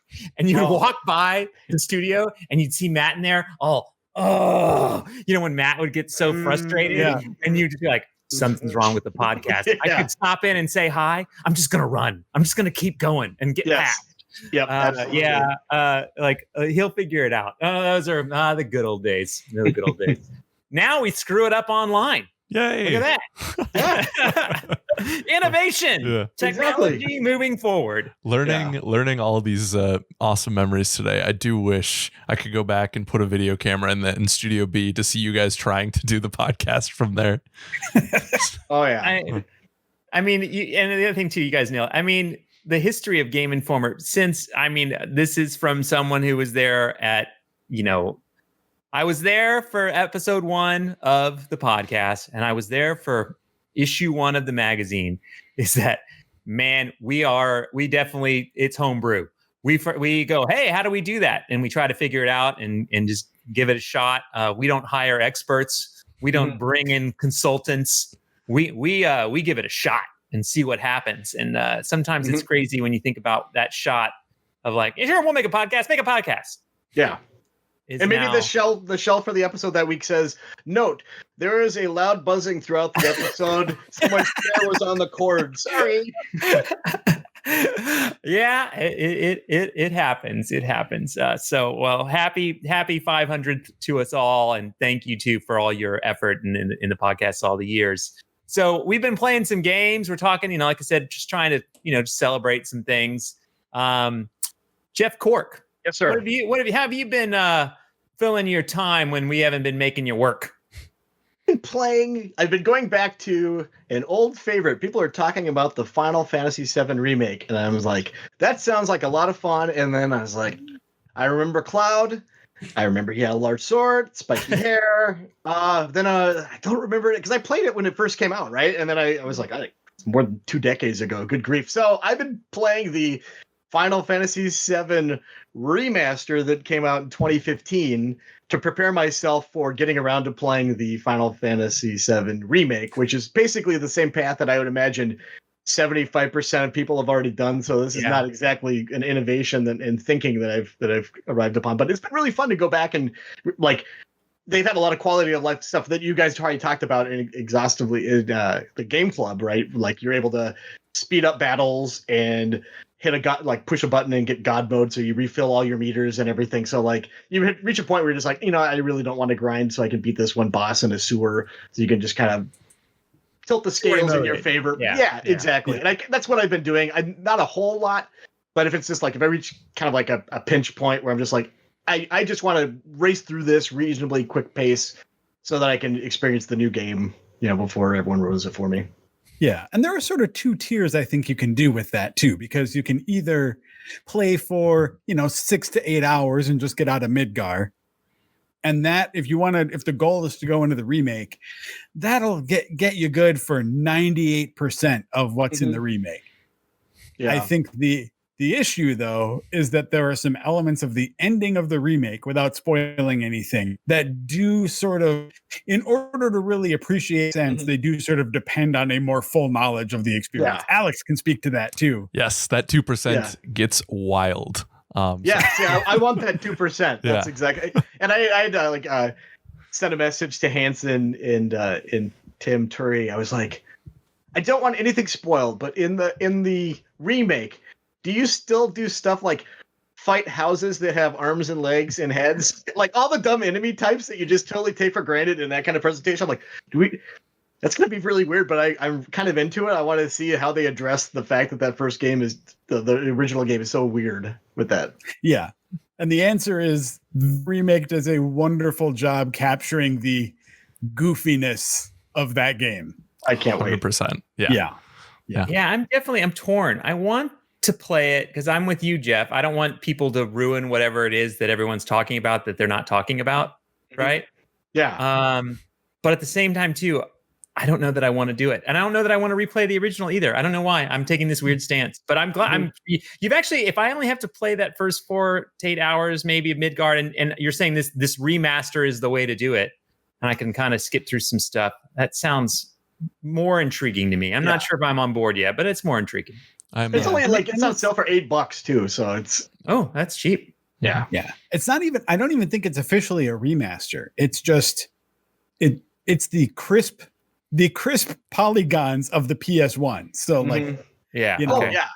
they've taken away the graininess and stuff, and they've added those, the God mode, the speed up, the no encounters. Yeah. But apart from that, it's just a pretty faithful translation of the game. It's not, it didn't receive a new coat of paint in a lot of ways. No, gotcha. And there is definitely an effect where the original background's very faithful, and then the how clear the polygonal models are. It is very jarring visually sometimes because it does look like you're this shiny penny in a field of mud. But the Scooby-Doo effect. Yeah, exactly like that. You're like, I'm going to interact with that thing in a second. But that's interesting. Final Fantasy VII is still great as it turns out. So that was I will say this, for how much I've been kind of saying I'm hemming and hawing. That was the choice I've been faced with. Last week, I finished Doom, and then I played A Short Hike, by the way, which is a very charming game. I really enjoyed it. If you haven't checked it out, it's from last year, but it's a cool game. It's a neat little journey. It's not too hard, but it's fun, and it's very. And I'm very. By the way, I like to point out too, in these tough times, a mountain, a beach, everyone's nice, right? Like I'm collecting feathers. I enjoyed it, right? It was very relaxing. I played that, but when I finished that, I was like, Final Fantasy VII, back to AC Odyssey. And I did the thing where I went back to AC Odyssey and I got in and I played about 2 hours and I went, walked away. Then the next day I sat down and I did that Final Fantasy VII, AC Odyssey. And I picked AC Odyssey again. I'm like, I'm going to give it another shot. And I put in another like 5 or 6 hours or 7 hours, and I'm pretty into it right now. And I know others have revisited it as well. I know Alex has revisited it because I get notes ahead of time. So that's this part of the podcast. We're going to talk a little AC Odyssey. I know, Joe, you mentioned that you've been playing because you beat the game originally and did the review, right? Right. So turns out that with the big announcement of Assassin's Creed Valhalla last week, I was just like in an Assassin's Creed mood. And I was thinking like, I never got the platinum trophy in Odyssey for a game that I've put 150 hours into at this point. It's like, maybe I should go polish that off. So I'm just doing the last few things. Like ultimately that game is just, for me at this point is just comfort food. It's when you don't want to think about anything. I just want to play a little something for a little while. I'll plug that game in and just like knock out a couple quests here and there. But you, Alex? So I hadn't played it since July of last year, and I'd only put about 15 hours into it. I think at the time it was one of those things where I was liking it, but then I just kept seeing people say, "Oh, I beat it 100 hours later," and then we're adding DLC that takes another 30, and it just got overwhelming. And obviously I wasn't in the industry yet, so but that Valhalla trailer got me very excited, and I was like, especially right now when I'm like my heavy rotations, Animal Crossing and Warzone, I could use a bigger RPG to kind of break that up. And in the middle, those two things, sneak it in there, And man, I get Andy. It's funny you brought up the because I started it, and for the first like 10 minutes, these boars kept just kicking my.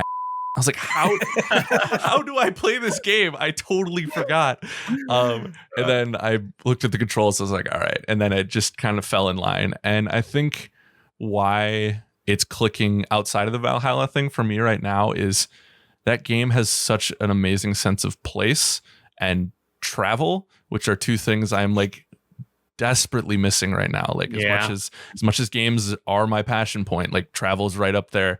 And it was almost this overwhelming sense of like wonder is strong and a little bit too romantic, but it was like it kind of took that breath and I was like, oh, this is great. And it felt right in a way that it didn't necessarily when I was playing it back last July.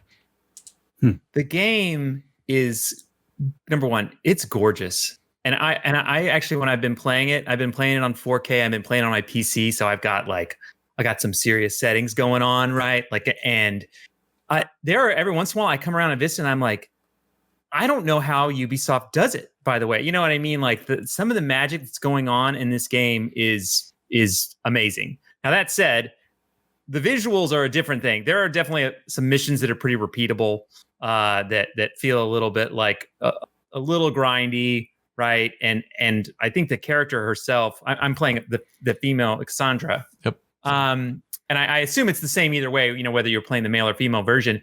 But, you're like, for Sparta, okay, I'll kill all the Spartans. No, for Athens, I'll kill all the Athens. Oh, whatever. It's like the character does end up kind of in a weird. I don't know. I like her and I like what she says, but I don't know what she stands for. Which one of the things that's made me think about is what a great job like Rockstar does of I understand the motivation of their characters really well. But you know what I mean? Like no matter what we do, it's kind of like, oh, I do it for money. Oh, I do it because I'm, I had these problems in my background and this is why I do what I do. Right. Like that's one of those things that's maybe missing for Odyssey for me, but I'm with you. When they showed Valhalla, I was like, I'm excited. I need to play it. I need to be up to speed. It's brought me back multiple times. And your thing about travel is 100%. I walked down, I was like, look at this beach. I pulled my boat up to this mountain. I was like, look up on the top of the mountain. There's a I cannot believe the temple that's at the top. That can't be real. And you walk up there and you go and you're like, wow, gorgeous. You turn back around and it's just this giant city. And you've been there. And it has an interesting mode where you can kind of play without just like all the map things appearing. And like I had a moment last night where they're like, his house is on the other side of the theater. And I opened up the map and you could see an old school, like, Greek style open air theater on the map. And I'm like, I think I know where that is. Right. And I just those kind of touches graphically and the way that they built their world is really phenomenal and really amazing. So I've been enjoying that part, but there are frustrations with it. With it. Andy, comparing it to a Rockstar game, I think one of the key differences is that for like Arthur Morgan in Red Dead 2, he's very much an authored character. Like you as a player are controlling which side quests he does and when, but who he is personality wise is pretty well part of the narrative. And I think hey, I didn't make Assassin's Creed Odyssey, but I think part of the idea is, and whether or not they pulled this off successfully, I think is debatable.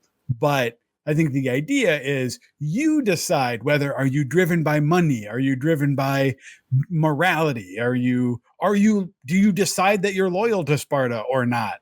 I think, when horny. Yeah. Are you super horny? Yeah, I think you're right. I mean, I get that sense, but sometimes too, I look at the choices. Like I had one like last night that I looked at. It was like, do you do this for family or do you do this for revenge? Right. Which, that's like, I'm like, okay, those are two interesting points as a character, love of family, revenge. Right. And I was like, I'm going to make a choice. And I picked one of those. And I think I picked the revenge one in this case. And Cassandra just delivered her line screaming. It was like, I will get them. They will never pay. They will pay. I was like, okay, so I chose screaming. Right. And then in the next thing, they kind of revisited it because this is why this moment stuck in my head was I got to another choice. It was very much like, do we do it for love or do we do it for war? And I was like, okay, well, this time I'll pick for love. And in that case, she just was like, yes, family is so important. Right. But I guess you're right. And that dictates what is said, but it doesn't feel like it affects the world to me. And maybe I'm missing it. You know what I mean? Like, but it feels very surface, which I think if those choices really mattered, if I was really changing, like if I was changing the narrative to be about family as a whole, I think maybe I'm not there yet. I'm only 50%, but that would be compelling to me. But in this case, I felt like it was just dialogue. It was And I think that's totally fair. I guess what I was saying was more like, I think that was my point was, I guess that was their goal going into it. But I think, just based on the conversations like that Jeff and I had with them when we went to go see the game at the studio and stuff. But I think you're right in that they don't fully execute that. I think in some ways that's a consequence of Odyssey is the first AC game that has really incorporated those dialogue and choice elements to it. And I think some of that is a symptom of them just trying something new and sort of having to take a step, which is another reason why I'm excited to see where Valhalla takes that foundation and builds. Yeah. I really hope that Valhalla is not quite as huge, because I think there are moments in Odyssey that you would not appreciate the degree that your choices affect the world unless you replay some of those situations. And no reasonable person, sorry, Joe Juba, is going to be playing this game multiple times so they can see for themselves. You know what I mean? So like, I don't think that's the one thing. I don't think they surface when changes actually do matter. There are times where it just seems like I just delivered the line differently, but for all you know, like an entire quest line has been opened up and closed simultaneously and you just don't know. Yeah. I think that's something. If you look at like the Mass Effect series, that's something that I feel like they did a really good job communicating when things were happening, when that was a result of something that you'd done and why. Yeah. Hey, real quick on the subject of Valhalla, we saw the trailer and there's that really cruel guy with the bad haircut. Yeah. Scale of 1 to 10. how awesome is it going to feel when you finally just stab that guy right underneath the chin? It's going to be great, isn't it? If you do blade. that. Yeah. I don't want to spoil history for you here, Jeff, but I think that guy wins. No. I honestly, I don't even know who that guy is. I just I'm pretty sure that's Alfred of Wessex, who becomes King Alfred the Great. Okay, the fact that he's referred to as the Great means he didn't get killed by. Right. He's not though. Yeah, we're talking about the guy who was in the battle, though. Not the guy who sent the mean letter and sealed it. Oh, right. Oh, yeah. The other guy with like the Prince Valiant bowl haircut. That guy. The other bad haircut. Not the monarch. Yeah.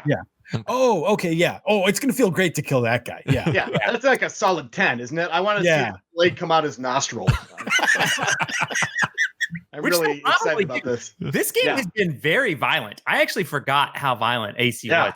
It was very, very, very violent. There was a choice I made recently where I let a group. They were like, "Do you want to let them kill them, or do you want to kill them themselves?" And I was like, "Have at it." And they went to town, and like they threw a whim at me, and I was like, "This is disgusting." But really great game, and I'm sure we're not alone. I think a lot of people, after they saw Valhalla last week, wanted to go back and revisit it. So I wanted to make sure we get a conversation about this week. It's a beautiful game. It is a feat. There is no doubt. Good and bad or whatever, it's a feat. So worth checking out there. So thank you guys for coming on, talking some of your backlog and some of your memories with the podcast.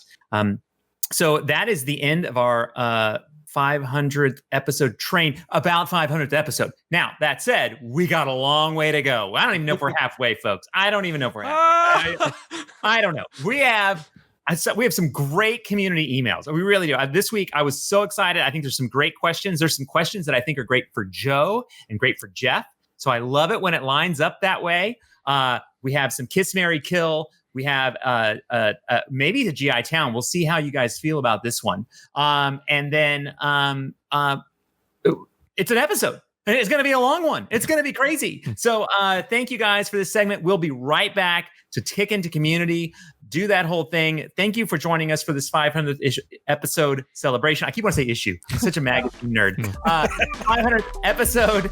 So thank you so much, and we'll be right back.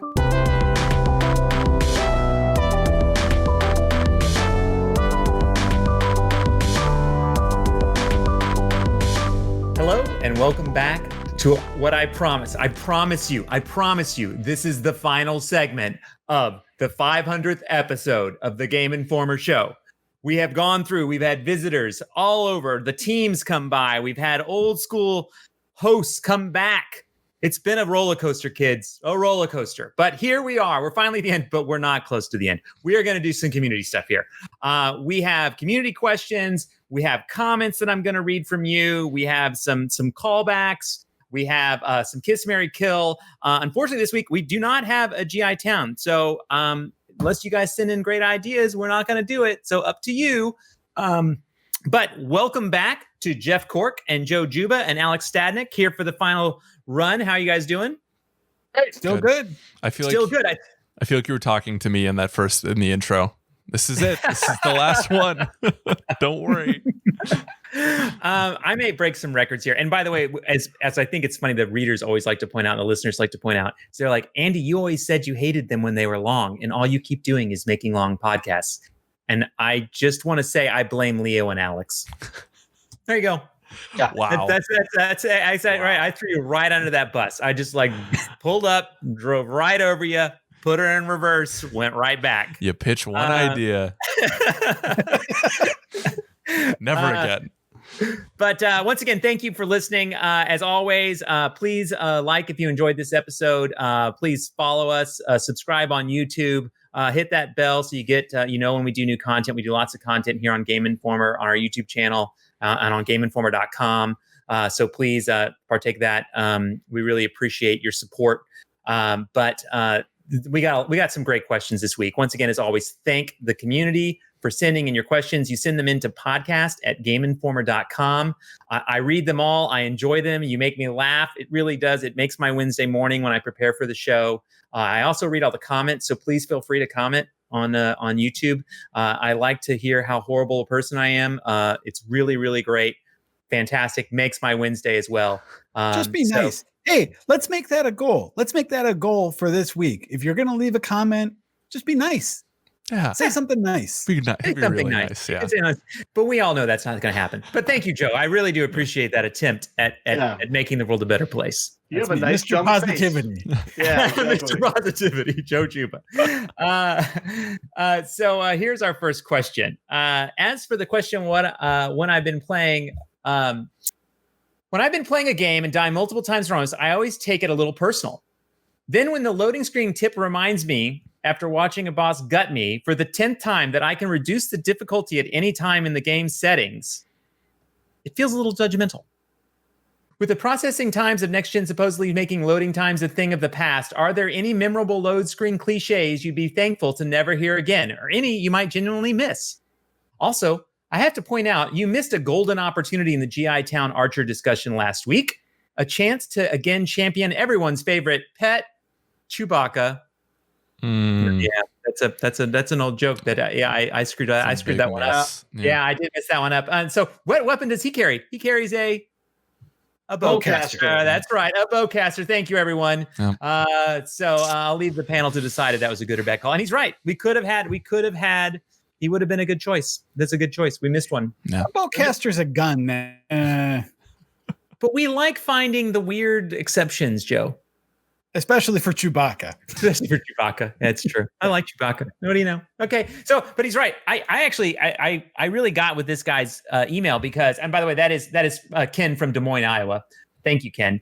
Was that I hate that when I'm dying to a boss and it comes up, it's like, hey, you could go to easy.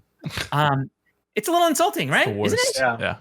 Yeah. I love that. Sometimes I forget that I can go to easy when games remind me of that. And then I can bump it down for a fight and then bump it back. So when loading screens are a thing in the past, you're going to miss that, Joe. Maybe. I guess I will miss the opportunity for the game to remind me of features that I maybe forget, that it told me about in a tutorial that I have since forgotten. Yeah, I will admit you're probably right. There's times when I've gone back to a game and you've been away for a couple months, like maybe you bounced off of it and you're playing it and you're like you're sitting there watching the loading screen. You go like, oh, that's right, I can do that. Or there are moments when there are high points, but there's also like when you're playing a war game and they put up all the quotes from like Churchill, like between every single section. Like, I think the first time that happened in the 90s, that was like, oh, wow, that's deep. It's not deep anymore. Yeah. Pay F. No, press F. Pay respects. Pay respects. How about you, Jeff Cork? Do you have any loading screen cliches that you like, love, or hate? I will say that it's not exactly cliche. I think that the Division 2 makes the best of its ample loading times. The way that it does it, though, is it gives you like tips and stuff like that, but they are like slotted into 3 categories that you could switch at will. So like if you want to look at different lore type things, you could see different lore types of things, or you just want more mechanical gameplay things, you could do that too. So I find like, where am I and why am I fighting again? You could just like zip to that while you're waiting and just like read the little loading things there. It's interesting because you feel at least like you're able to kind of get something a little relevant to what you're interested in, rather than say Oblivion's super famous, like the Elder Scroll games, like rotating a vase or something like that. Yeah. So you don't just pick up your phone. You actually like interact with that. Sometimes I do. It depends on how long it is too, though. Like, yeah. If you're playing Assassin's Creed Odyssey, you should pick up your phone. Yeah. You've got a good 45 seconds to a minute before it's done. Yeah. But I mean, that's something that actually surprises me about even the current generation.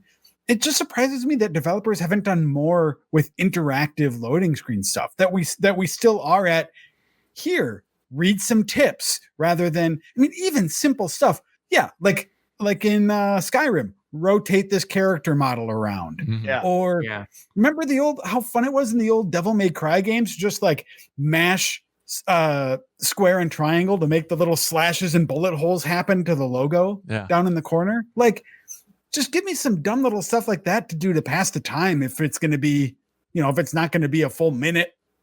Yeah. And I have been, my whole life has been changed. I hit the button all the time and it makes me think of Destiny, because Destiny's that game where when you're loading, you can go look at your character screen and move things around, which is just like, it's so great. I all the time, even as I'm playing AC right now, like if a loading screen comes up, I'm like, oh, I'm going to go look at my character and work on my inventory. And you're like, I can't. And like, that's one of those things that Destiny did that I will always remember, because it's so great to be able to just manage your stuff. Oh yeah. When you've got to like sort through your loot, that's a fantastic idea. Yeah. It's so good. But I wonder, I mean, I don't know that loading screens are ever going to go away. Maybe, I mean, we'll have less of them. Yeah. But I kind of doubt they go away forever. There'll always be someone who pushes the limits and makes it where something has to load, right? Or maybe not. Maybe it'll be gone. Great question, Ben. Getting back to the part, one of the parts of that question was is the game sort of judging or mocking you for doing poorly? Was it Ninja Gaiden on Xbox that if you put it down to easy, it put like a little like pink band around your arm or something? Do you guys remember that? Yep. You're right. Yeah. I mean, there are some games that really are overtly trying to make fun of you if you play on easy. Mm-hmm. But I feel like that's not where things are at these days. I think they really do just want you to succeed. And if you are failing at a boss, they're like, hey, turn it down to easy. Get past this boss. There's a lot more game left that we'd love you to see. Yeah. You hate fighting it. We hated making it. Let's get past this crap. It's garbage. Yeah, I mean, I think you're right. I think that their heart is in the right place. I think it's just the gamer in us, the competitiveness. We're like, I'm going to beat it anyway. I mean, I've turned games down and it hurts. I mean, it does it does hurt your gamer pride a little bit, but I do think there's a lot of gamers that want to finish stuff. I actually think finishing games is still one of the biggest crimes in video games. Like, you know what I mean? Like that you can bounce off a boss and never finish it. Right. Yeah. That you can lose so many times and give up hope. Right. That maybe it's just that one thing. I'm bad at doing the triple jump. Right. You need the odd tempo on the third jump to perfectly miss the missile from the top versus the like wave of energy at the bottom. And I'm bad at just that one thing. Everywhere else in the game, I rule. I just have problems with that. To be like frustrated and quit playing the game because of that one thing is a shame. Right. Man, I put behind me any sort of reservation about bumping a game down to easy. I mean, look, to clarify, that's when I'm playing it on my own time. When we review stuff, we do try to like, this is the normal sort of developer intended experience. Mm-hmm. But yeah, I mean, if I'm just playing a game for fun, I will put that down to easy in a heartbeat if it will save me some frustration. Yeah, and every game should have an easy mode, that's still fun and engaging. I do like it when they do spend time to make them fun, not just like in some cases where they remove all the elements, right? I mean, I want something there, but it's important to have. Important to have. I mean, I'm playing Odyssey right now. I bumped it down to easy because I wanted to. Mercenaries are way over leveled compared to me. I'm at like level 75 or something now. Mercenaries are like level 90. Oh, I'm not going to beat them on normal, but I still want to beat them, but I don't want to play the game so long that I have to hit that level. So bumping it down to easy just makes you feel like more of a bad because you're just plowing through things even more powerfully. Yeah, exactly. Yeah. Well, I mean, part of the games is the power of fantasy a little bit. I mean, that's a lot of what games lean into is that you feel strong and it's fun and it's rewarding and that, you're on this hero's journey, right? To some degree. You can't be a hero if you can't beat anybody.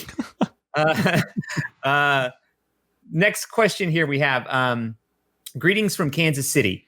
Since we've all been on quarantine, I like so many others have been trying to catch up on so many games in my backlog. What do you know? We had just a whole episode about that. Weird. This got me thinking about what were the most glaring omissions from my gaming catalog.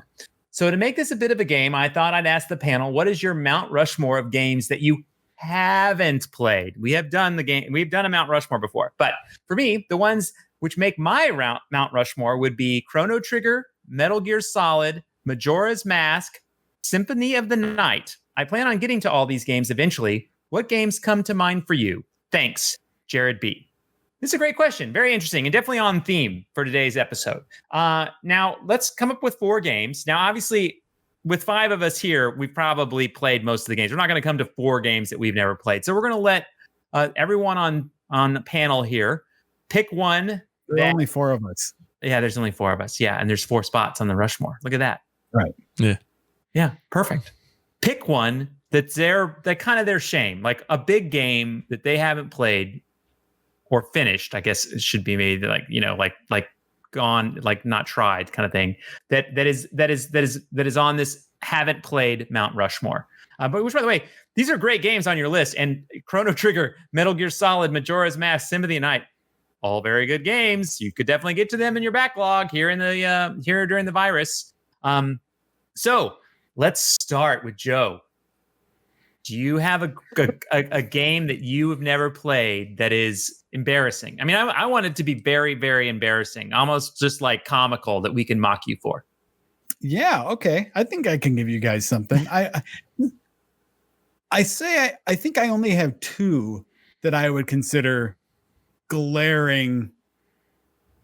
Only 2? Well, no, there are a lot. But when I'm talking about like, it is a travesty that. Oh, okay. Gotcha. That I have not played this game level of stuff. And I think for me, the biggest one is probably still Half-Life 2. Yeah. Haven't that's probably touched it. I played the first hour of it when it came out in the orange box. And then I tried Portal and then really Portal. And then I just felt like, yeah, I'm good with Portal. That was worth my money. That's it. Yeah. And then go back to it. Yeah. Yeah. Crazy. So Half-Life 2. Okay, there we go. We got one game out. That definitely is a game that would belong on a haven't played Mount Rushmore. There's no doubt. Alex, how about you? It's funny because his our readers list is my own too. I haven't played any of those. Really? I played Metal Gear Solid 5, but that's the only entry I've had. I played a little Peace Walker on PSP, but that is the worst one to have only played in terms of story context. And yeah, it was fun while it lasted, but I never finished it. I would say the one that always gets brought up that I have never I don't even know what the loading screen looks like is Shadow of the Colossus. Everyone, I've heard a lot of people like one of the best games ever. I've never booted it up. I've never touched it. And I think it's because I wasn't a PlayStation kid growing up, but I have no excuse now. I think it's like $15 for the remaster or something, but I've just never, I don't know why. I mean, I would suggest you play that game. That is a good game. Joe and I played it together. Yeah, I remember that. Yeah.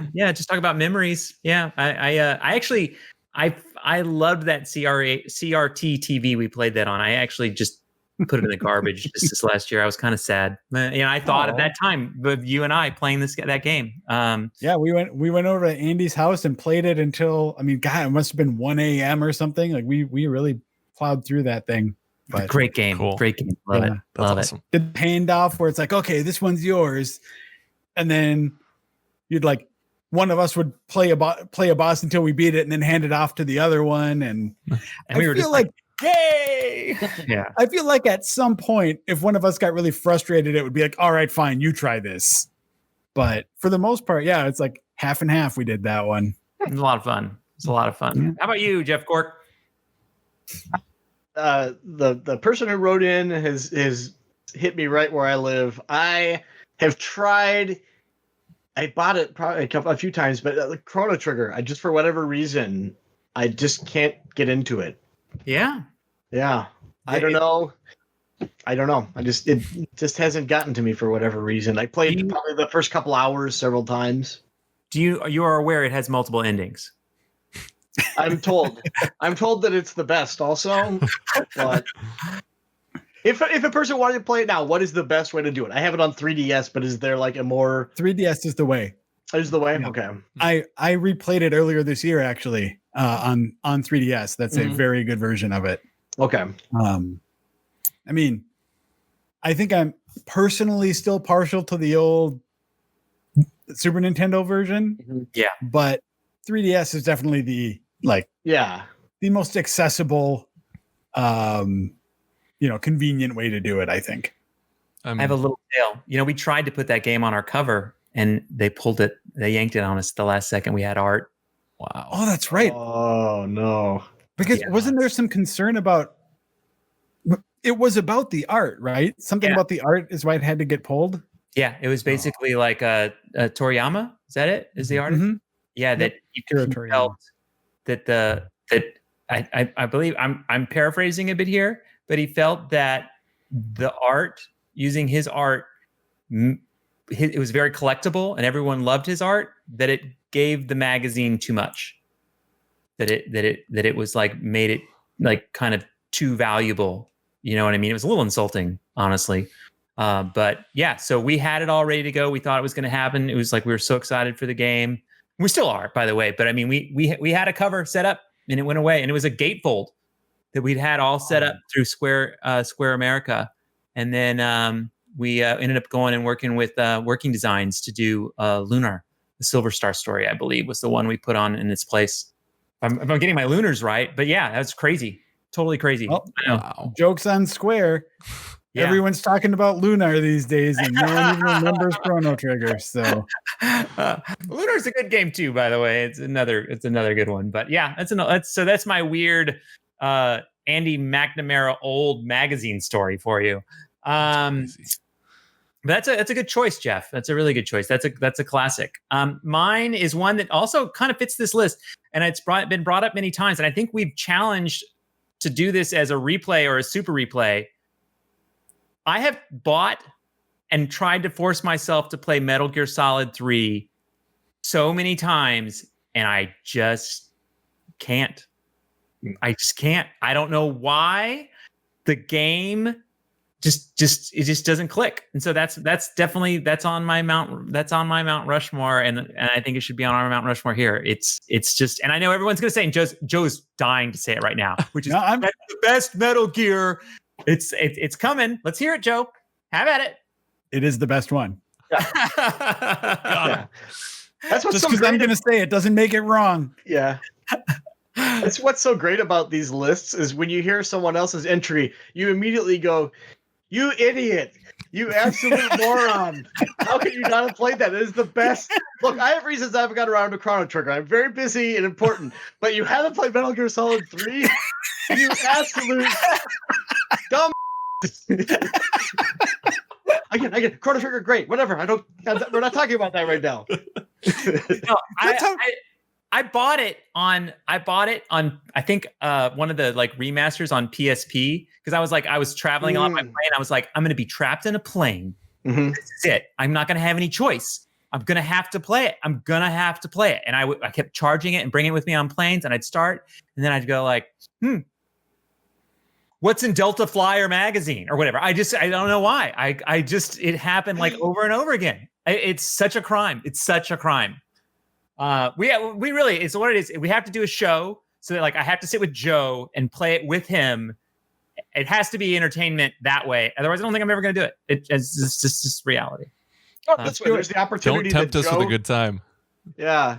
What if Joe and I have been wrong all this time? What if the game is actually bad and he secretly comes to that conclusion and he's sweating the whole time? That would be a really interesting experience, right?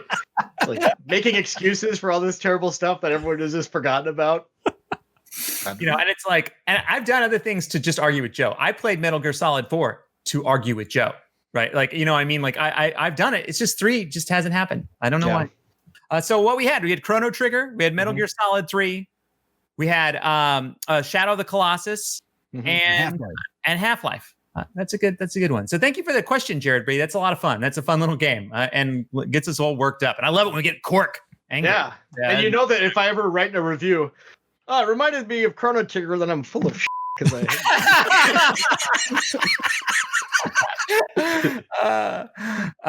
so here we go. Hey, GI crew, with the launch of the next-gen consoles on its way later this year, it has gotten me thinking about some of my favorite memories from console launches. I remember standing outside of a Best Buy all night long when the Wii launched. It was a little cold. It was, after all, November, and I live in Michigan. But I had a ton of fun connecting with other Nintendo fans and reminiscing about our favorite games and what we were excited about with the new console. Personally, I think everyone should, at least once in their life, experience something like that for a launch. It's pretty unique. Anyway, my question is, what are some of your favorite memories surrounding console launches? Maybe you have some not so awesome memories as well? Love the show. Keep up the great work. Thanks, Brad Beyer, Grand Rapids, Michigan. Thank you, Brad. I have so many launch stories. I have like so many. but I will save mine till the end because I'm going to ramble. I'm warm right now. I'm going to ramble. So I'm going to let someone else ramble first. Joe Juba, you've been around the block. Have you been to a good launch party? It's funny because when I was younger, even though I was really into games, the idea of a new console's launch didn't strike me as significant or important, really. Because for me, it was always just like, oh, well, I'm glad that's out. When Christmas comes along, maybe my parents will buy that for me. Or, like when I was really young. Yeah. But the first console that I remember being very excited for the launch of it was the PS2. And that was the one that I remember there just being, I guess I feel like there were particularly bad shortages for that one. Like the kind of thing where you just like could not find it on store shelves. This could very well prepare you for the upcoming winter of next gen console launches. Yeah. We'll see. Yeah. So I did the very annoying thing I did when I was young. At this point, when I was young, it means I was like 20 years old. And I was like, basically made it the only thing on my Christmas list to my parents, which was just like, hey, just get me this console and that's all I want. And they had to sit down with me and be like, look, we're not going to be able to find that anywhere. You might have to just come to terms with the fact that you will not get that. And I did. And it turns out that I had relatives who lived way up in northern Minnesota where there aren't enough people to go to the Target that was in town. And my aunt just walked in and bought a PS2 for my cousin and one for me and shipped it my way. So wow. I remember like having the one time I was excited for a console launch, being sure that I wasn't going to get it at launch. And then I did. I also love the fact that like in the cities, people are like punching each other out to get to that one console, and your aunt's like walks in like, oh, cool, I'll take two. Bye. Right? That's crazy. Yeah. But my most recent story, this is a much shorter one, but to what the person writing in mentioned is like I stood in line at Target in the morning to get the Super Nintendo Classic. Oh, nice. Same. And because they had a smart system for like you show up, you get a ticket, you're gonna get one. Okay, gotcha. Because like GameStop had closed pre-orders and stuff at that point. So basically I just went and stood in line, and some nice people brought like coffee for everyone. Someone else brought donuts for everyone that was sitting in line. So like that sense of just like standing around talking about classic 16-bit games, drinking free coffee and donuts, just like that community aspect is something that I haven't seen at a launch in a long time. So to everyone in line, you know what I mean? Even like waiting for a movie or anything like that. Like I've sat in lines for Star Wars or something like that. It's fun to the camaraderie of it all. Yeah. It's cool. How about you, Jeff Cork? It's also the PlayStation 2. I remember at the time kind of hearing like these things are in really short supply. So I pre-ordered one at KB Toys online. And I think I've told the story before, but I like this story. And then I got an email saying, because of the short supplies, we can't guarantee you're going to be getting this at launch, right? So that would not stand. I absolutely needed it because I'm a big baby and I have to have something at launch. So I was working at the newspaper at the time. I did not have a car, but I had a coworker drop me off at Best Buy after we were done with the shift, which would have been around midnight. And so I sat in line at Best Buy. I thought, no one's going to be here. This is like, it's going to be super pathetic. And I actually was like, probably about like 10th in line, which really surprised me. And then throughout the night, a bunch of people got in there. I brought nothing. I didn't this is before I had I don't think you could even have like a cell phone that had anything that you could do other than play Snake. I had nothing to do that entire time, and I was kind of grumpy about the situation, so I didn't make any new friends or bond over video games. It was me sitting with my arms folded like this, and it was cold, and at one point my girlfriend at the time drove by and brought me coffee, which was fantastic. So then, it opened up, and at one point, because there was a Walmart nearby, they had like a midnight launch, but there was like a huge line we'd heard, and then some people drove by in a car that had stopped, gotten it, and they were holding out the window. They're like, they just drove by several times, and everyone in our line was just like, "Oh, this is the worst." So they finally opened up, and it was a huge relief because we didn't know how many units they were allocated, and am I too far back? Do they only have 10 of these things? We didn't know, and everyone had a lot of time to build up the worst case scenario. So they finally said everyone to this point is going to be fine. And I was so sleep deprived that I remember I bought SSX and I bought Summoner and the Madden game that came out that year. I don't know what I was thinking. I was like, maybe this will be the year I get into football video games. And I had another friend pick me up, and we had breakfast, and then I got home, hooked it up, and I was so tired. I played part of the game and was about ready to go to sleep, and then the doorbell rang, and they delivered my PlayStation 2 at my door. It was the most hilarious thing. It was just cool. That was a really great experience. I made a lot of friends along the way. Oh my God. That's classic. Yeah. Classic. That's incredible. How about you, Alex? Top that. So, well, mine's a bit more a tale of woe than anything. And I want to preface this by saying, I love my mom. She's one of the greatest people in the world. And we know you're listening, Mom. Yeah. I didn't talk to her for a week or so after this. So 2007, Wii's coming out.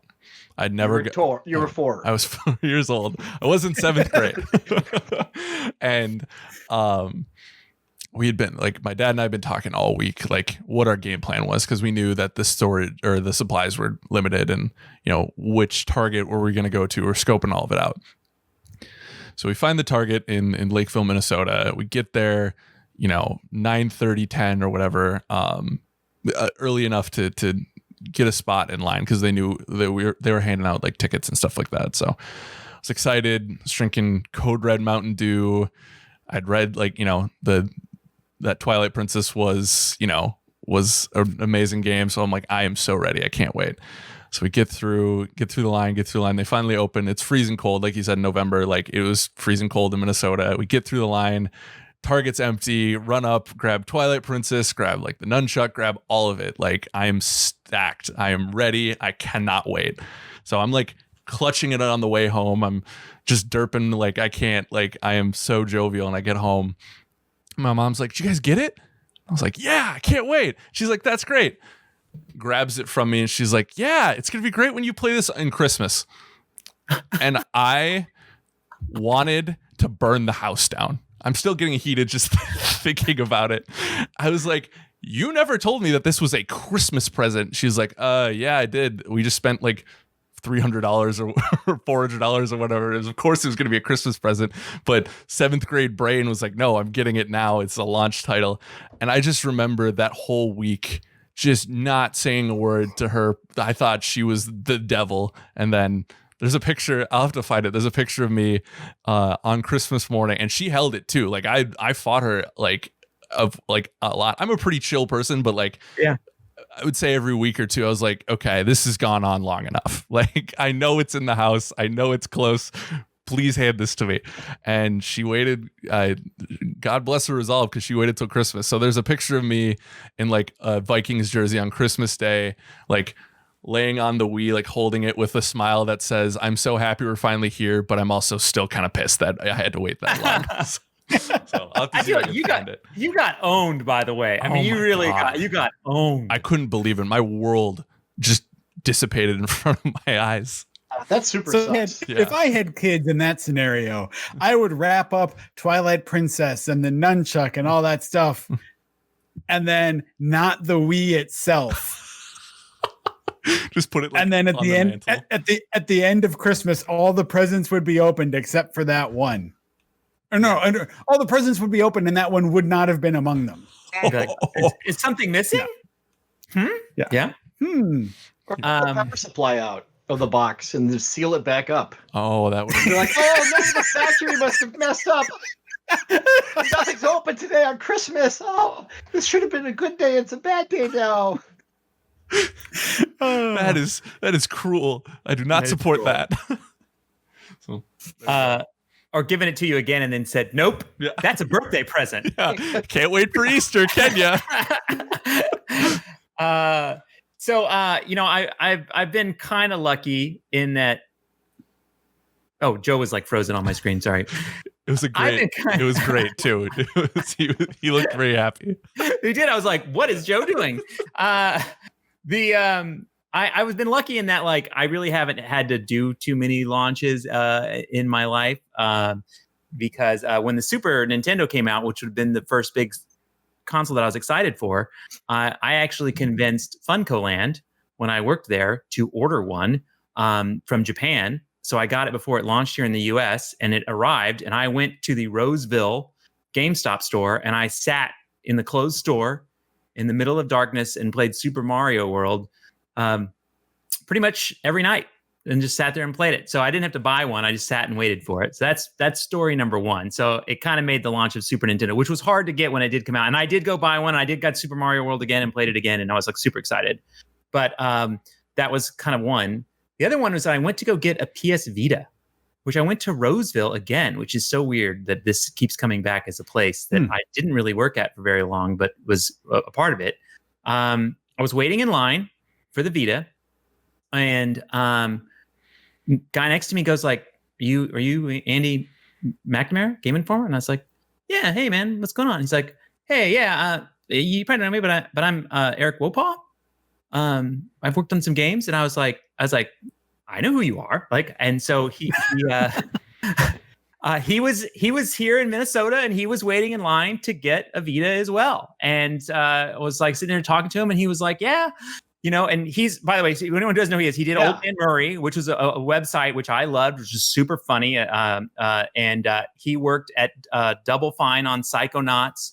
But most famously, he worked on Half-Life 2, Half-Life Alex, Portal 1, Portal 2. He's one of the best writers in video games. He's super funny. Might be the best, comedy writer in games. Wow. And he was just hanging out there, and so I was just like hanging out with him in line, which I was like, this is super cool. And he was like, yeah, I don't know. I'm thinking about going back to Valve. I don't know if I should go back to Valve. And I was like, go back to Valve.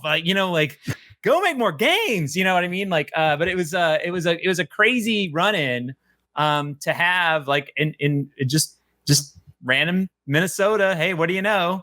But obviously he did go, not, by the way, his own choice. I'm sure I had nothing to do with it, but of course, very happy he went back to Valve and, went on to make Portal and things like that were so great. But there goes Andy taking credit for Portal. I told you, I did not take any credit. It was just a weird thing.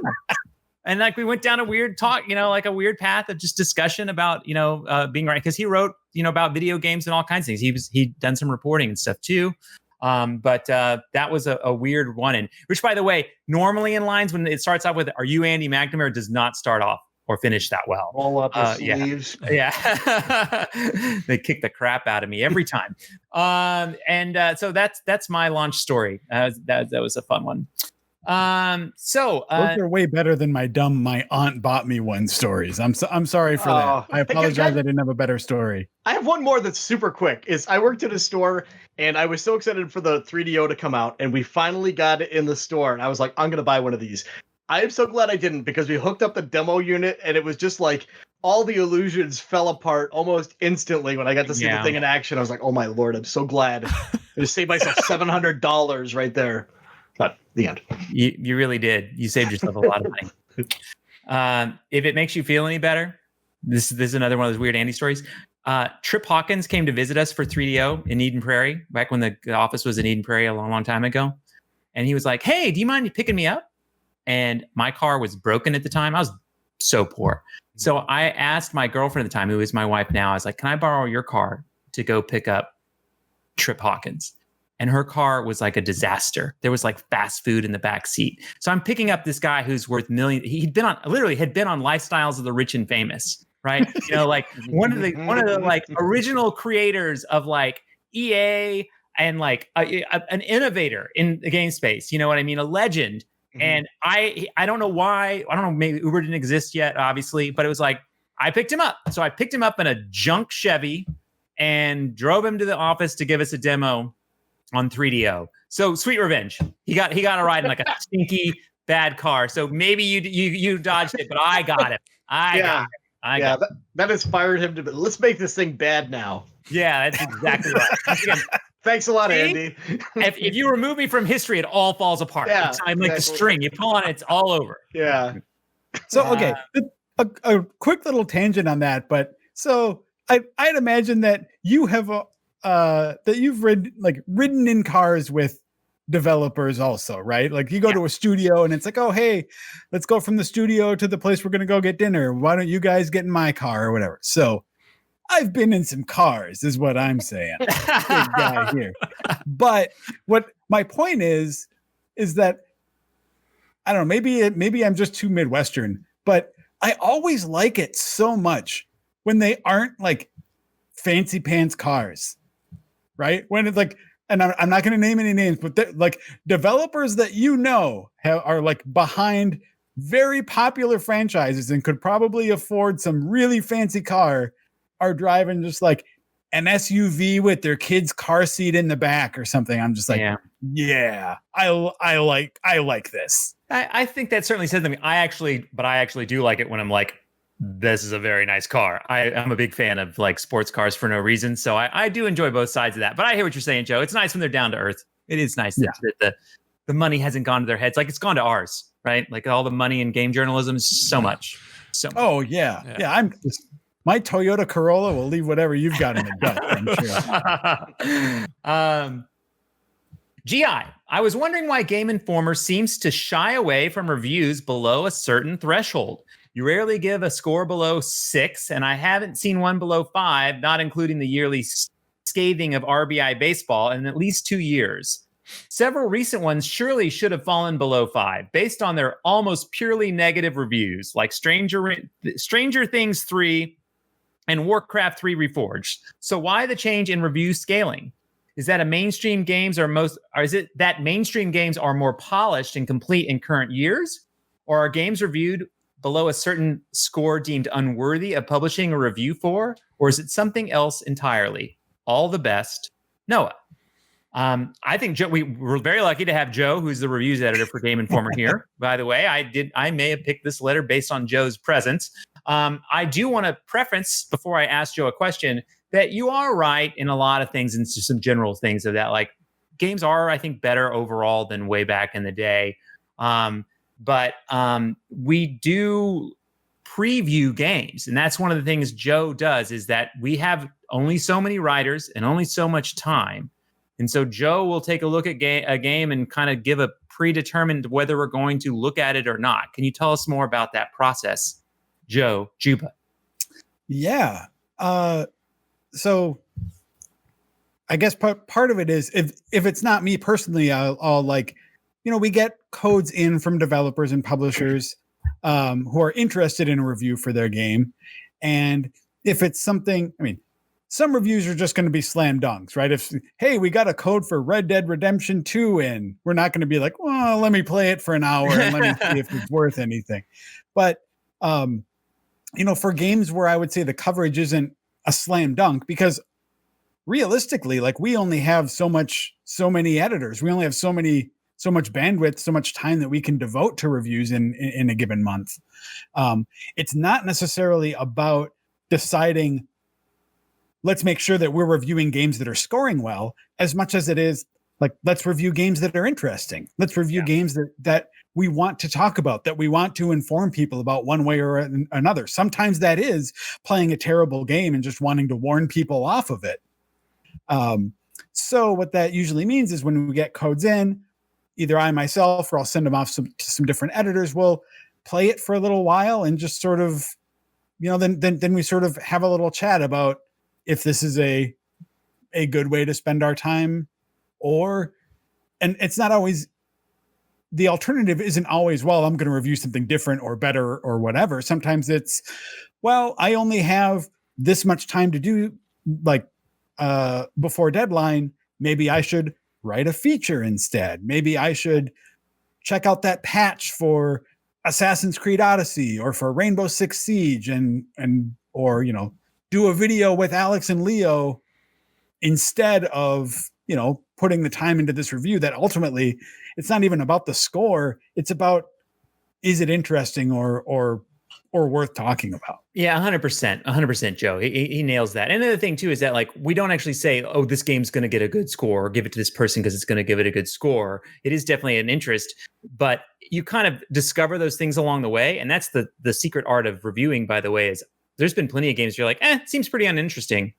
And then hour 5, you're like, this is the best game I've ever played, right? You know what I mean? And on the other side too, there's times of the year where we get 20 games in 1 week.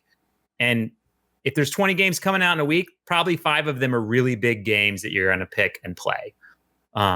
This is, I mean, a good example of that I think of recently is, in the last year is, I remember Children of Morta came out last year in a time that we just did not have the resources to put towards it. So that game, like, it looked interesting, but when the time came to getting the review done, there was just, we weren't able to do it. But then earlier this year, Reiner picked that up and was like, hey, this game's really good. I'm going to revisit that. And we actually have a review of that up on our site now, you know? So it's not out. If we don't have it up for launch, it's not a guarantee that we won't. Sometimes it's just other things take priority. But. Yeah. I played Children of Morta after Reiner sent me a note. It's a great game, a really great game. I loved that game. Really, really great. The other thing too is that, you know, I think one of the things about review scores that comes up a lot, you know, is for us is that, you know, we do believe 6 is below average. We do look as like an average game is around 7 based on kind of like US schools, essentially. You know what I mean? Is like how we kind of go with it. It's a perception. I know a lot of people say got to get rid of review scores, blah, blah, blah. I give it a blah, blah, blah, not because I disagree. I just think everyone has a different take on it, right? I think that's just our take, right? Yeah. Like it is a huge conversation. It is a huge conversation, yeah. And it's like, we don't want to go down that path. We made our choice. Other people made their choices. We respect those choices. We like that they're doing it their way. This is the way we've done it. This is the way history has shown it to us. People disagree, and that's okay, but understand our scale, right? And I think, too, for things like Warcraft 3 is a great game. It was sorely missed. And Dan was on this very podcast and talked about why he was disappointed. But he also talked about a lot of things about it that he got to go revisit and redo and play and enjoy.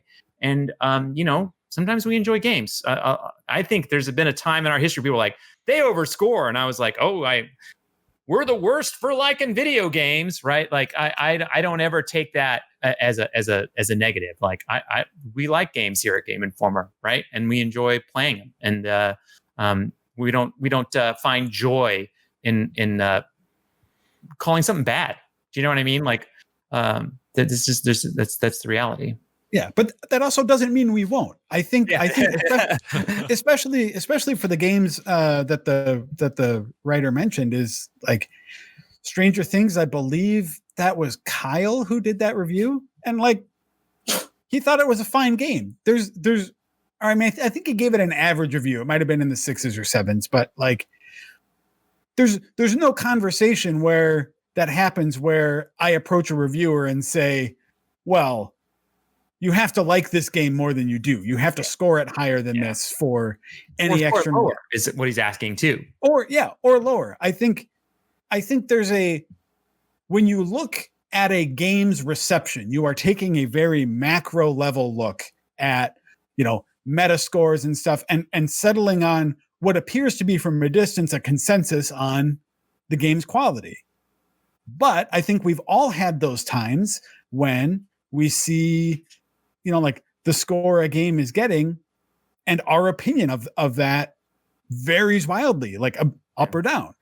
And any reviewer can have that same experience, right? If there's a game that, like, even if it's scoring low across the board, someone might have had a better time with it, or a game that's scoring high that we score lower on. Like two recent examples of that, like Streets of Rage 4, I thought was pretty average. Most people scored it a lot better than I did. Predator, is a game that Jeff thought was decent, and most people scored it lower than him. It's just I had the inverse experience too. Is like moving out after I wrote my review. I was like, oh, I'm curious to see what other people are saying about it, and like, boy, people like that a lot more than I did. They just had a great time with it. And I was like, all right, more power to them. But yeah. I mean, that happens within our own office. I mean, someone will be like, I gave that game a 9. I'll be like, I played that last night. That game's a 7. You know what I mean? Like, it's just opinions, right? And I know we put them all under one Game Informer score. It is a group. It is a group, and each individual gets to make their own decisions. I mean, we certainly, everyone does the like raised eyebrow, like 9, really, but no one's going to force anybody to change it higher or lower. People are just trying to give, I think, a good critique that informs, right? That it gives you an idea of what you like and how you can apply that rule to the game reviews that we make. Yeah. I'm not saying that the person who submitted this question is doing this, but I think there's a tendency too with like online hyperbole where it's appealing to go to one extreme or the other. Either something is like all thumbs ups or like it is the worst thing that has ever happened. When I think in the reality is things are, generally speaking, there's a reason why the average exists, just because there's a lot of just lukewarm average stuff. Yeah. And I think too is in today's modern age where games are really expensive time-wise and money-wise to make, a lot of the bad games get killed. Or, you know what I mean? Or if a game ends up being bad, it ends up being a game that like they ran out of money, they ran out of time, they couldn't fix a certain problem, and also no developer sitting around like, how do I make a bad game? Right. You know what I mean? Like no one's trying to do that. It's a set of circumstances that come together that make something like that happen. Or someone's not like, I want to make a mediocre game. They're trying to make a great game, right? It just may not resonate with anybody. Right. And I'll say this too. Sometimes it's better to you can't be loved without someone hating you, right? Sometimes it's good to just stand by something and make what you want to make, and not everyone's going to love it. That's what happens. But I don't think there's anything nefarious in what we're doing. We want to be clear that's the case. Yeah. I mean, ultimately, I think we stray further from our purpose the more that we think on that meta level, the more that you try to consider what other people are going to score a game. Oh, am I scoring this low enough? We haven't given enough 5s lately. Maybe I should go, it's like all you can do is speak to your own experience with the game and try to articulate that as clearly and faithfully as possible. And to that point too, and not saying the emailer is saying this at all, but the internet does. Being in this environment now and seeing how seriously everyone takes reviews, the idea that people are paying for reviews is insulting. Like it just takes away from the agency of some really smart people. So it's a whole new ball game here. And it's been something really cool to learn from. Yeah. It's also one of those things too. It's fun when you write a review and you're like really hype on a game or not. And like Jeff mentioned earlier, and you're like, I can't wait to see what everybody else says. Kind of like, kind of just see what they thought, or like where you could be like, our favorite thing to do, like, they're wrong, I'm right, or you know what I mean, or like kind of those kind of things, because you do put your own personal opinion out there as to what you think and what you believe, right? And someone's going to tell you you're wrong, but you got to stand by it. So I'm sure Joe's gotten some heat for Streets of Rage, but I thought it was a very, we talked about on this podcast. I thought it was, you made it very clear. It's a classic game. It's a classic game that's fun, right? You know what I mean? But for some people, that's not enough. That it resonated, meant more to them. And that's what they should say. Yeah, exactly. So this next one. Hi, Andy and the Max. Some game studios have such a strong following or such a rich pedigree. Hello, this has been a long podcast. Yes, it has. That it feels as if people don't need to even know what that game is to be ready to sign on to buy the game on day one. Oh my gosh, look at that. Special guest appearance. I brought my dog on camera. That's what all the awing's about. That's what you resorted to. Yeah. Well, sometimes that's what it takes. What does he think of the reviews? They're rough. Yeah, they're rough. Yeah. My question is, which game studios would you blindly pay $60 to for their next game if the only thing you had to go off was the company's logo on a box? No other artwork, no summary, no cast or director, etc. Just a black box with a logo. Thanks for keeping up the show, Mike from London, England. That's a great question. So you don't get any trailers. You don't get anything. You just get a developer logo. And you and by the way, if you're like, I don't know, that doesn't count. We could discuss those, but I'm just saying, is there a developer that falls on the just blindly, no second thought, immediately, I buy their game, here you go. Here's a CD Projekt Red. For me, I can say pretty absolutely that there is not a developer like that for me today. I feel like I have been burned too many times by even my favorite studios, which isn't necessarily I'm not trying to throw anyone under the bus, but there are just times when games are hard. Yeah, games are hard, and sometimes they don't always hit the mark. The story that I have for this, though, when I was younger, is that there was a time when Squaresoft was that for me. Yeah. So it's I remember walking around in the game store and seeing Chrono Cross on the shelf, and all I knew is that I loved Chrono Trigger, and that it was a Squaresoft RPG.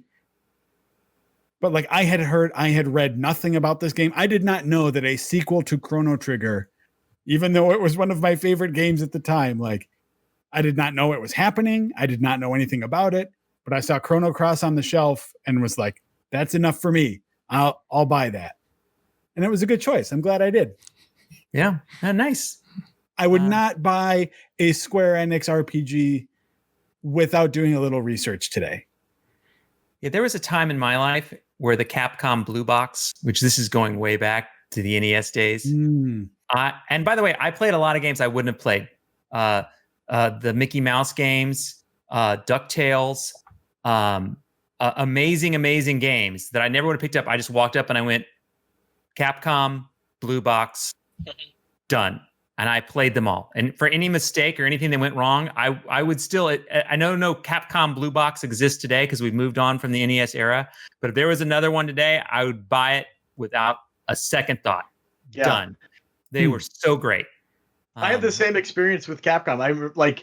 After the video game crash, retailers in my town were very reluctant to stock video games. So if you got an NES, the selection is very slim. So I had this catalog that I would order games from, and it was literally just the name of the game and the publisher and the price. That's all I had to go on. And I had played enough Capcom games and I'd played enough Konami games where I'm I'm willing to go blind in a Capcom game or a Konami game. And that's where I played Contra and Castlevania. I picked both of those games based on the name and the fact that in those instances Konami was associated with them.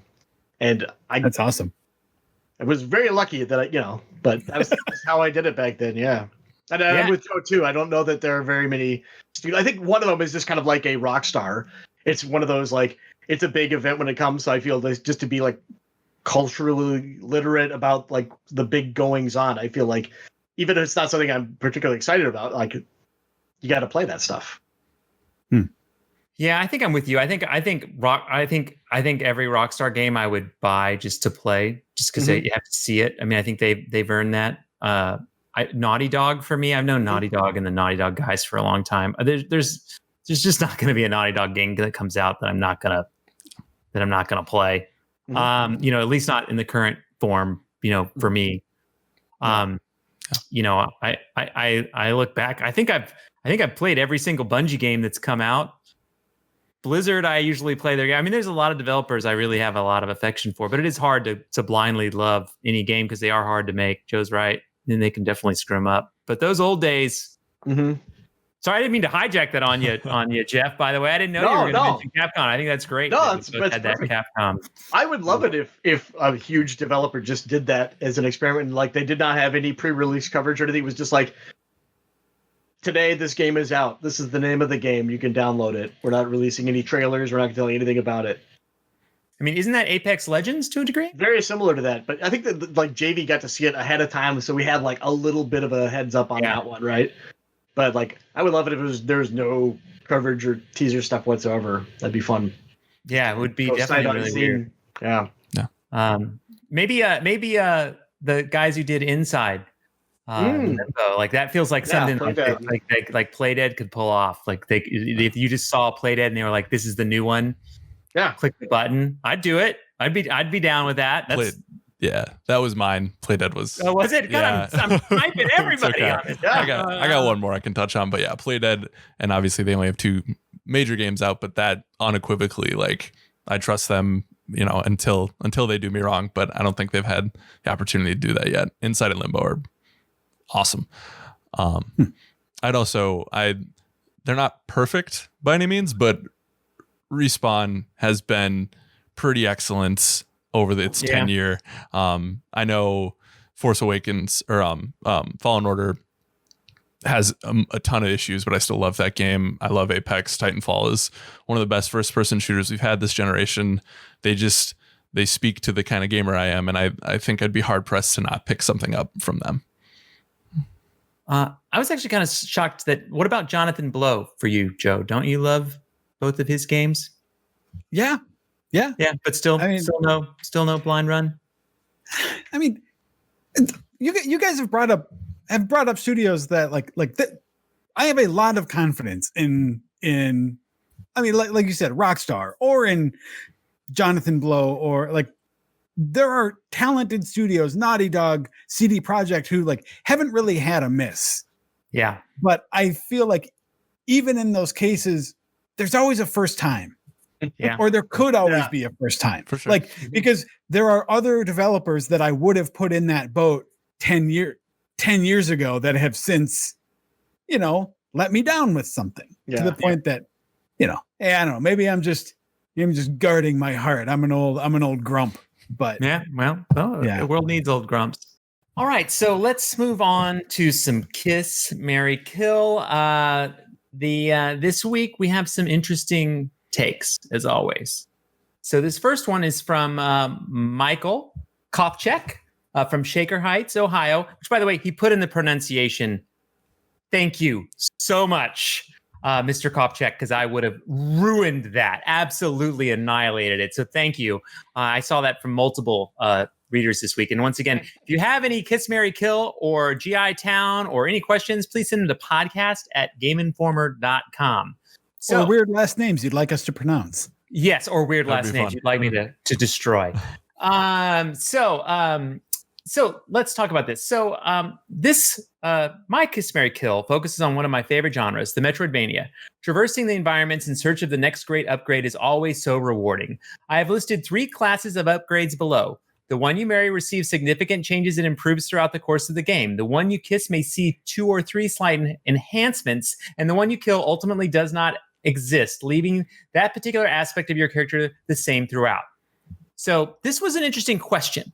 So what he brought to us was more like, and this, by the way, I think fits outside Metroidvania. This is why I find it interesting, is that, we always get to that skill tree and you look at it and you go like, this is offense, this is defense, this is movement. And so he's put those examples. So essentially, I think we're saying something about ourselves by saying, what are our choices in talent tree? So offensive, being new weapons, attacks, missile upgrades, etc. Defensive, increases to health, environmental hazard resistance, armor. Movement, new methods of traversal, tools for further exploration. So when you get the chance to choose, tell us about yourself. What do you choose? Joe Juba, when you play a game, do you go offensive, defensive, movement? Do you kiss, marry, kill? Are we talking about Metroidvania specifically? I think he is in the question, but I think it fits to a lot of games. Do you know what I mean? I think it says it's like how when you get to that point where you get to choose like what you would get to finish that game, because I think any game that has those kind of things has those Metroidvania elements. Does that make sense? Yeah. Well, do you know what I mean? Yep. I think for me, the modes of traversal, movement is number one. Number one. You always marry that. You always marry that. I am always. I think part of that is I think there's so much more opportunity to do cool and interesting things with that than there is. And not that I don't like getting cool new guns or something. Offense is my kill or is my kiss, right? Like that's the one that I like getting cool new upgrades and stuff like that. But for the most part, give me like, Metroid, give me that screw attack. In Axiom Verge, let me swap places with that drone. Like all of those are just like clever, cool traversal things. Or even you look at something like a game like Control, which has elements of Metroidvania stuff in it. And like I had so much more fun levitating around and like just moving through those spaces. So yeah. And then defensive stuff, like I feel like if I'm putting points in, health plus 100, that just means that there aren't enough other cool abilities that are tempting me, Yeah. So so you'd kill. Yeah, leave that one static. Yep. Yeah. That's kind of the speedrunner mentality, by the way, there a bit too, is you take the navigation stuff first, then you get, a little bit more power. Your skills are so high, you don't need any defense. You don't need defense. You don't need it. It's not needed. How about you, Jeff Cork? I saw a lot of nodding there. I think you agree with Joe. 1000% with Joe. I think just like movement is like how you interact in that environment. And I think that's everything. And I think the offensive weapons, that is also like an exciting element, but it's not as important to me, at least, as movement. And I think that by the time you get to defensive stuff, that just feels like it's important, but that feels more like you're just adjusting numbers in a behind the scenes spreadsheet and just changing how things damage you. And like this, it's not as exciting or as interesting, I don't think. So 1000% with Joe. Yeah.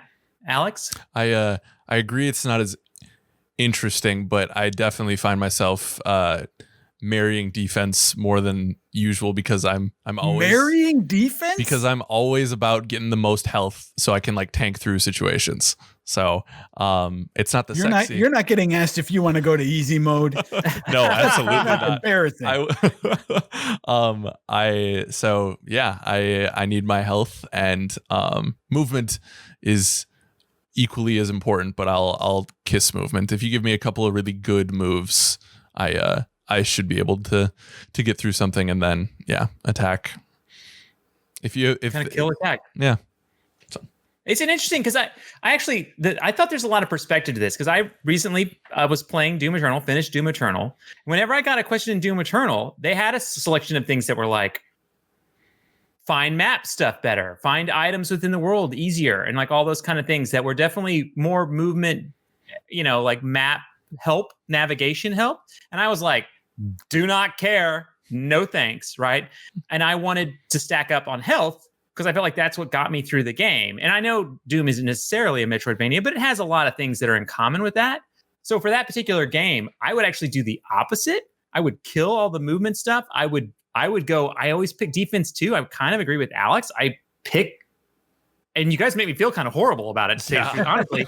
like that I don't know. I'm always like, if I get more health, I have more time to do damage. I have more time to navigate. I don't know why my brain goes down that path, but I do. Like, I'm like, more health is good. Yeah. That's like it gives me more like a sponge. Like, I'm going to survive things and I can do more in the environment by having health. So it's a tough one. You know what I mean? Like, I think it really does depend somewhat on the game, but I do tend to marry health. I think that's the thing when I look at a lot of games, and I do tend to and then I want offense, and then I think movement navigation is last, but you guys gave me a lot to think about. I don't think my answers are right? Because you're right. Navigation is the most interesting thing that happens in most Metroidvanias specifically. For sure. Yeah. And it does depend a lot on the game too, like you mentioned though, because like, I mean, in defense of the defensive stuff, there's never a time when that additional health isn't useful. Yeah.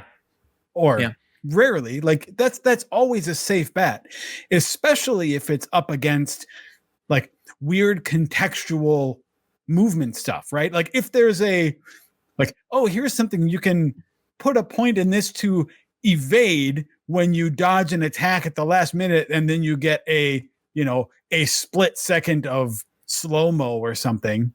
It's like, well, I've been dying a lot. Maybe the health is better than a split second of slow-mo, or so it a lot of it depends on what the other abilities in the skill trees are that you're looking at too. Yeah, 100%. And that's the thing too.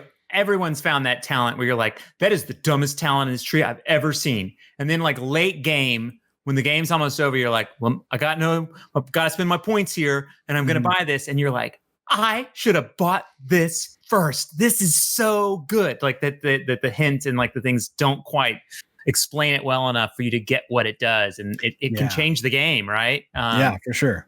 I think we've all made that mistake. Let's say. How about? All right. Next up is this goes into a lot of different things here that we're going to skip over. But he does have a very simple kiss, marry, kill, and this is Connor from Columbia, Missouri. The Lion King, Aladdin, or Kingdom's Heart 3. So, The Lion King, Aladdin, Kingdom Hearts 3. So, kiss, marry, kill. This is a little Disney themed, right?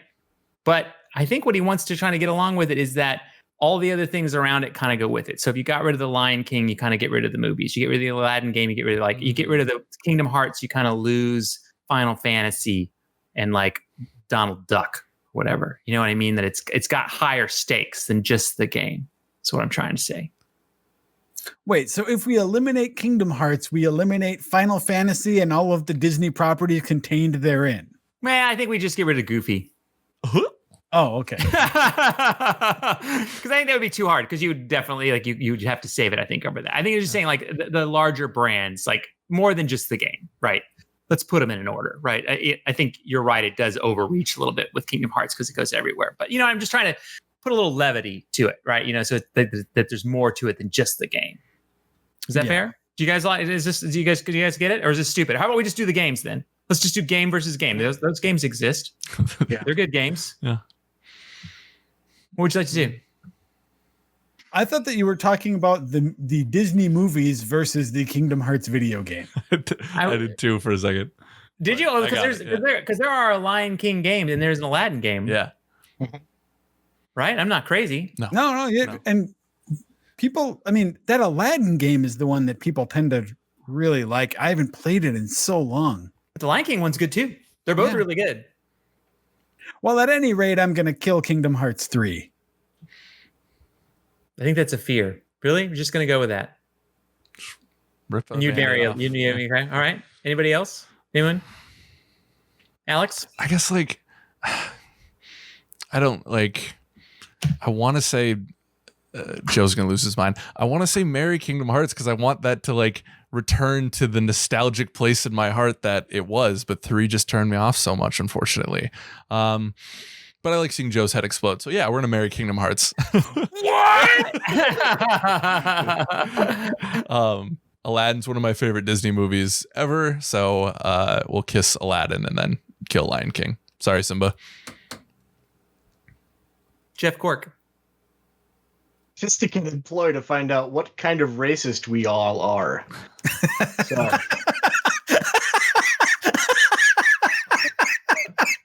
I think for the same reason, let's marry Kingdom Hearts. Just because the potential of that, if they could realize it, that would be fantastic. I just ultimately have more affinity, I think, for Aladdin than I do Lion King. So, but I mean, it really is those are distant. They're not my favorite Disney movies or games either. I like DuckTales more. I mean, but let's just say, kiss Aladdin, and gotcha. I'm sorry, Lion King. Yeah, it's just about choices. Just about choices. Yeah. I think I think I marry Aladdin. I kiss Kingdom Hearts, and I kill Lion King. Lion King's a great movie, though. Lion King's a really good movie. I really like that movie. Is. Really good movie. I would marry Lion King if we were talking about movies here. That one is so good. Yeah, it's a great movie. Well, I think that's what I was trying to put. Was add some other just the more of the brand to them and the games. Yeah. The games are good and the brands are good. I think that's so it's not so easy. I was trying to make it more complicated. That's what it's just not so simple because I don't think any of us is a Kingdom Hearts fan here, right? We don't just have someone who's just a diehard Kingdom. I mean, there's no Kim here. I'm lapsed. Are you lapsed? I'm lapsed. Okay. Yeah.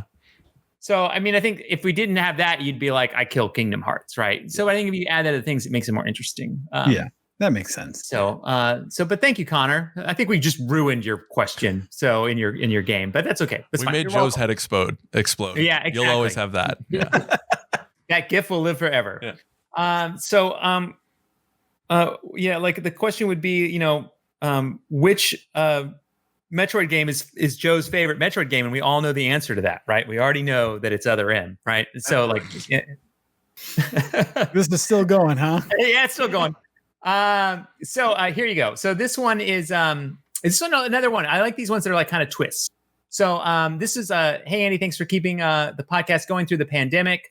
Work in construction, and I have to drive several hours each week, and the GI show is my favorite part of starting each Friday.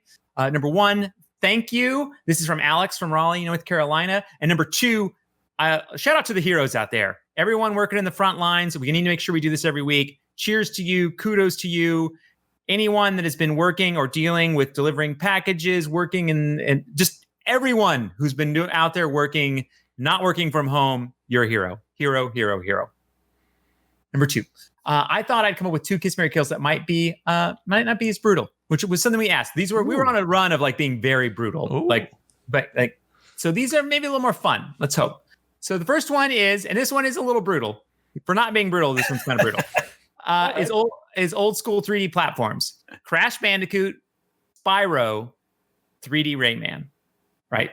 So Crash Bandicoot, Spyro the Dragon, Rayman. Right? Kiss, Marry, Kill. So everyone understands Kiss is you like the game, you're into it. Kiss is like, yeah, you make some indie, you know what I mean? You're into it, but like it's not as much. Kills, kill, obviously, just to rehash everything for everyone. What do you got, Jeff Cork? Boy, I will Kiss, 3D, Rayman, marry, Spyro, kill, Crash. I think, yeah. Okay, all right. I can see some of that. Crash Bandicoot. Yeah, I can see some of that. Something about running toward the camera has never felt good to me. It makes me very nervous. Any game that I have to do that, like, I don't like that. I liked it when I first saw it, but I'm with you. It drives me crazy now. I hate it. I just don't like it. It's. I feel like I get tricked. Do you know what I mean? Yeah, like you're like, oh, there's the boulder. Oh, if only I could see it. Like if you could just spin this camera around, then I would have no problems with that. So maybe if my TV was deeper, it would be better. But like the way that my setup is, I'm missing a lot of the picture. It feels like. Yeah, I'm with you. I think Crash Bandicoot was genius for its time, but on my list too, I would kill it. That's fine. I think that's why I have to marry Crash is because of it is so emblematic of those 3D platformers. Gotcha. Like when I think of that era of and that genre, Crash is like the example in my mind. Yeah. And then I think I haven't played a lot of Rayman, the 3D one. So I think I'd have to kiss that one anyway though, because I'm pretty sure I gotta kill Spyro. Poor Spyro. Oh. Because like I feel like Spyro's already kind of dead in the sense that it rose it rose from the ashes as Skylanders, which is its own thing, but it seems sort of as a franchise content with its fate. Okay. Gotcha. So Fair enough. That's where I'm at. Yeah. I like that's an interesting take that you love the brand of Crash and that's why, and you think it could do something new as a 3D platformer. Yeah. It's funny though, because it's like it is 3D, but I liked it for its 2D parts. Do you know what I mean? When it would go sideways, so I actually would like it to go forward as a 2D game. My personal take. How about you, Alex? I'd marry Spyro. I was always more a fan of the Purple Dragon. Growing up, I think there's some cool stuff that they could. Like you have a drug habit, by the way, when you say I'm a fan of the Purple Dragon. It sounds like you drop that habit. I've outed myself on the podcast. It's not great. Oh, there's another dog. Oh, bumper. Barber. I'd kiss Crash and then I'd excuse me, I'd kill 3D Rayman and just have Yubi make 2D ones. I love the 2D games, and the 3D ones never did anything for me growing up. So, yeah, fair enough. I should say I also haven't played much Crash, but I just like the idea of Crash so much. Yeah, it's what you're supposed to do. Go with your heart here. Go with your heart. Yeah. Go with your heart. Yeah. It's tough. I think I kiss Spyro. I think I kill Crash and hope they make they learn how to make good 3D Rayman because they made such good 2D Raymans. Does that make sense? Yeah, absolutely. But that was such a hard game. I hate this game sometimes because I would love a 2D Crash. I would love a 2D Crash. I'd love it. Like I'd be so all over that. Yeah. Who keeps making us play this game? Apparently me. I don't know. We'll figure it out. Okay. What's part of my week? So here, this one's kind of fun. His second one is platforming levels. So this one's easy. Underwater levels, ice levels, lava levels. Oh God! Yes, Mary kill. That it's supposed to be hard, kids. It's supposed to be hard. Underwater levels, ice levels, lava levels. Alex, kill water levels. Can't stand them. I know, not a hot take. Marry lava because that can give you some interesting like platforming challenges and jumping and timing and stuff like that. And then kiss ice only because then I'd only have to do the level once. I can't stand sliding around. I hate it so much. We're getting some nod from Cork, which I think is an easy segue. Yeah. He got it. He nailed that. He nailed it. Absolutely. Like the ice ones, like water sucks because you drown, right? Like chances are you've got like a little breathing meter, which is barely enough. And it messes with your controls by introducing like the other axis. Like, that you never use. So it just feels weird and awful, and visibility is always a problem. Ice sucks because obviously slipping and sliding is no good, and like trying to get momentum to jump up on a platform is like next to impossible sometimes. And lava, honestly, is just a matter of like it may as well be a bottomless pit level or electricity levels. I mean, that's fine, lava. Unless they mean like a rising lava level, which that's not great either. Yeah. Yeah, those are annoying. Yeah. Joe. I say you got to kill the ice levels. That slipping around, I have absolutely no patience for because you know that it's there to just screw up your precision when it comes to a jump. There at some point where you're going to slide into an enemy like a chump, it's not built around making it fun for you. It's built around making it unfair. Yeah. So get rid of ice levels. Kiss lava levels. I think for the reasons Jeff said, they're fine. That's a lot of like external decoration more than actual mechanics, I think. But we're heading down a path where you are marrying water levels. Yeah. Holy crap. I am marrying the water levels because as much as I recognize that there are some terrible water levels out there, but they don't have to be. And that's why I want to see a future for water levels. Ones where you're not tapping the button all the time to barely stay afloat, where you're not watching a breath meter go down. I think about to go back to the Metroidvania topic, like in Super Metroid, the water world in there, Meridia, is just this like beautiful, haunting, alien kind of world.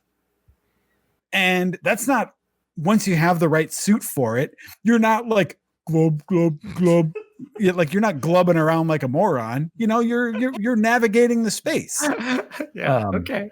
And defensive water levels too. They're almost always terrible to play. They almost always have the best soundtracks. Mm. Oh, that's a good point.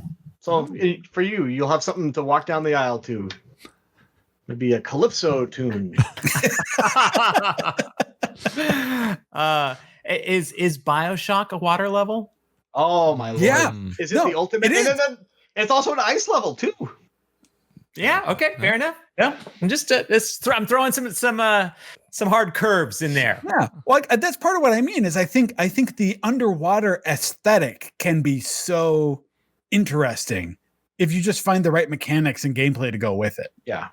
Yeah. 100%. Yeah. But I think the funny thing about this question is you can find an example of all three of these that is the worst thing that's ever happened in video games, right? Like, you're just like, why does this exist? Yep.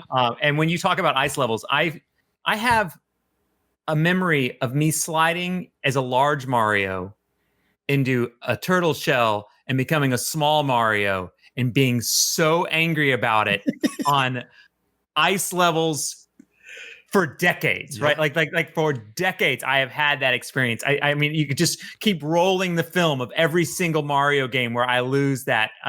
Oh, I've got the flame power. No, I don't. Ice level takes it away, and I need it to kill the next guy. So they're all pretty awful. But I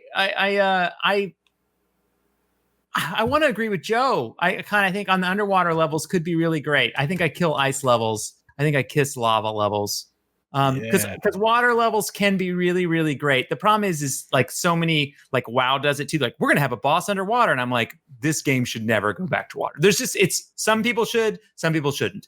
And so everyone's right. Everyone's right. We're moving on. All right.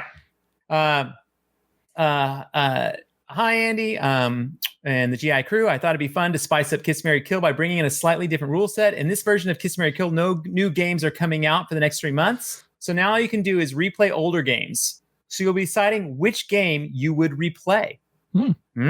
Fits our theme, by the way. Do you see that? Did you see it circle? It came back around. You should host a podcast, Andy. Crazy, huh? One day. So Mary is played to completion. It doesn't have to be 100%, but see credits. Kiss, hop into the game for an hour or two.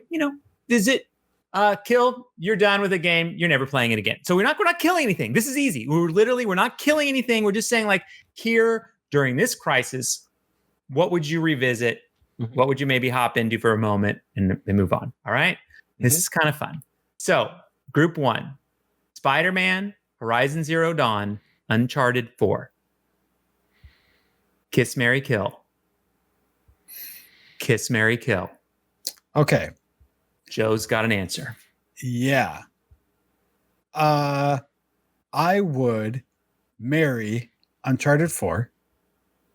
I think that's such a which weren't they giving it away free just a couple weeks ago? Yeah, I think so. Like last week, I'm pretty sure. Yeah. I think that's almost like rewatching an Indiana Jones movie or something for me, right? Like that's always just something I'm happy to have on in the background. Well, you can't really do that with a game, but that sensation of just going in for a familiar, fun ride. It's not overly long. I do that. Horizon Zero Dawn, I would go into and explore a little bit. I'd do that. I'd kiss that one. Spend a few hours there. I don't think I need to see the whole thing again. And then Spider-Man is the one that, even though I had a great time with it, I just don't feel the desire to go back to that. I feel like I saw what Spider-Man had to give me, and it was great. But maybe that's enough. I think I would agree. I'm going to just pop in because I'm going to agree with Joe. Uncharted 4 is just like, it's perfect popcorn for this quarantine. Yeah. It really is. And to Joe's point, I've played a lot of Spider-Man. Like, I'm done with Spider-Man. Like, I don't need to replay Spider-Man. I had a lot of fun with it. I'm good with it. Like, we're good. Spider-Man, love you. Can't wait for more. Give me a new one. Give me whatever. Like, I'm down. But I don't need to revisit it. And Horizon Zero Dawn's an open world game, so you can like kind of hop in, check it out, move on. So I would agree with you. I agree with you. Jeff Cork. I will kiss Horizon Zero Dawn because I never finished the DLC for it. Okay. So that's a perfect way to pop in, check that out, and get out. Yeah. I would marry Spider-Man because I completely fell off of it, and I really want to engage with it fully and see what everyone else likes about it. Like, both of my kids have played through it multiple times, and just everyone I know that has played it loves it, and it just didn't click with me for whatever reason. So we'll marry that one so I can play through it. And I'll just kill Uncharted 4 because I absolutely love that game, but I have no desire to play it again anytime soon because I think I've seen everything I can see in that. Yeah, and Spider-Man's so good. It's so, and by the way, that's another good game. It's very lighthearted. Peter's good. What do you know? Peter's a good kid. It's a fun game. Yeah. Oh man, Spider-Man would be a good kiss though too, because you can just like go and the mobility in that game is so fun. You could just spend some time zipping around the city and it's beautiful. And also too, like the music's really good. I always forget the music's really good in that game too. Yeah. So Alex. This is tough. The kiss and the marry is tough for me. I'd kill Spider-Man not because of it. I think it's bad. I love it, but I played it and I've gotten through it. So I actually haven't beat either Uncharted 4 or Horizon. Oh. And actually, I think I talked a couple weeks ago. I know. I think I talked on the. All right. Go play Half-Life 2 and Chrono Trigger. Oh, no. Snap! Yeah. I think I would marry Uncharted 4 because that's not a story I can like stop playing, and then kiss Horizon because I could live in that world for a little bit. Yeah, go in and out. There's like a there's like a whole narrative to. I mean, there's narrative obviously to both, but you know, I feel like it's a little bit more linear experience in 4. Also, if you just kiss Horizon Zero Dawn, you get to see weird young Aloy. Yeah. She's got like a disproportionately like sized head. She's a little kid, and that's like a hoot. Yeah. I was thinking more of like going back into it, like you were doing. Yeah. That is not a game where it's like I'm going to start from the beginning and play 3 hours and be done with Horizon Zero Dawn. Yeah. Oh no. It doesn't even really kick off till 3 hours or 4 hours. You really don't feel like it's got movement until 3 or 4 hours. No. Yeah. This group 2 couldn't have been better picked, I don't think, given the facts of what happened last week being Valhalla and the fact that we already talked about Odyssey.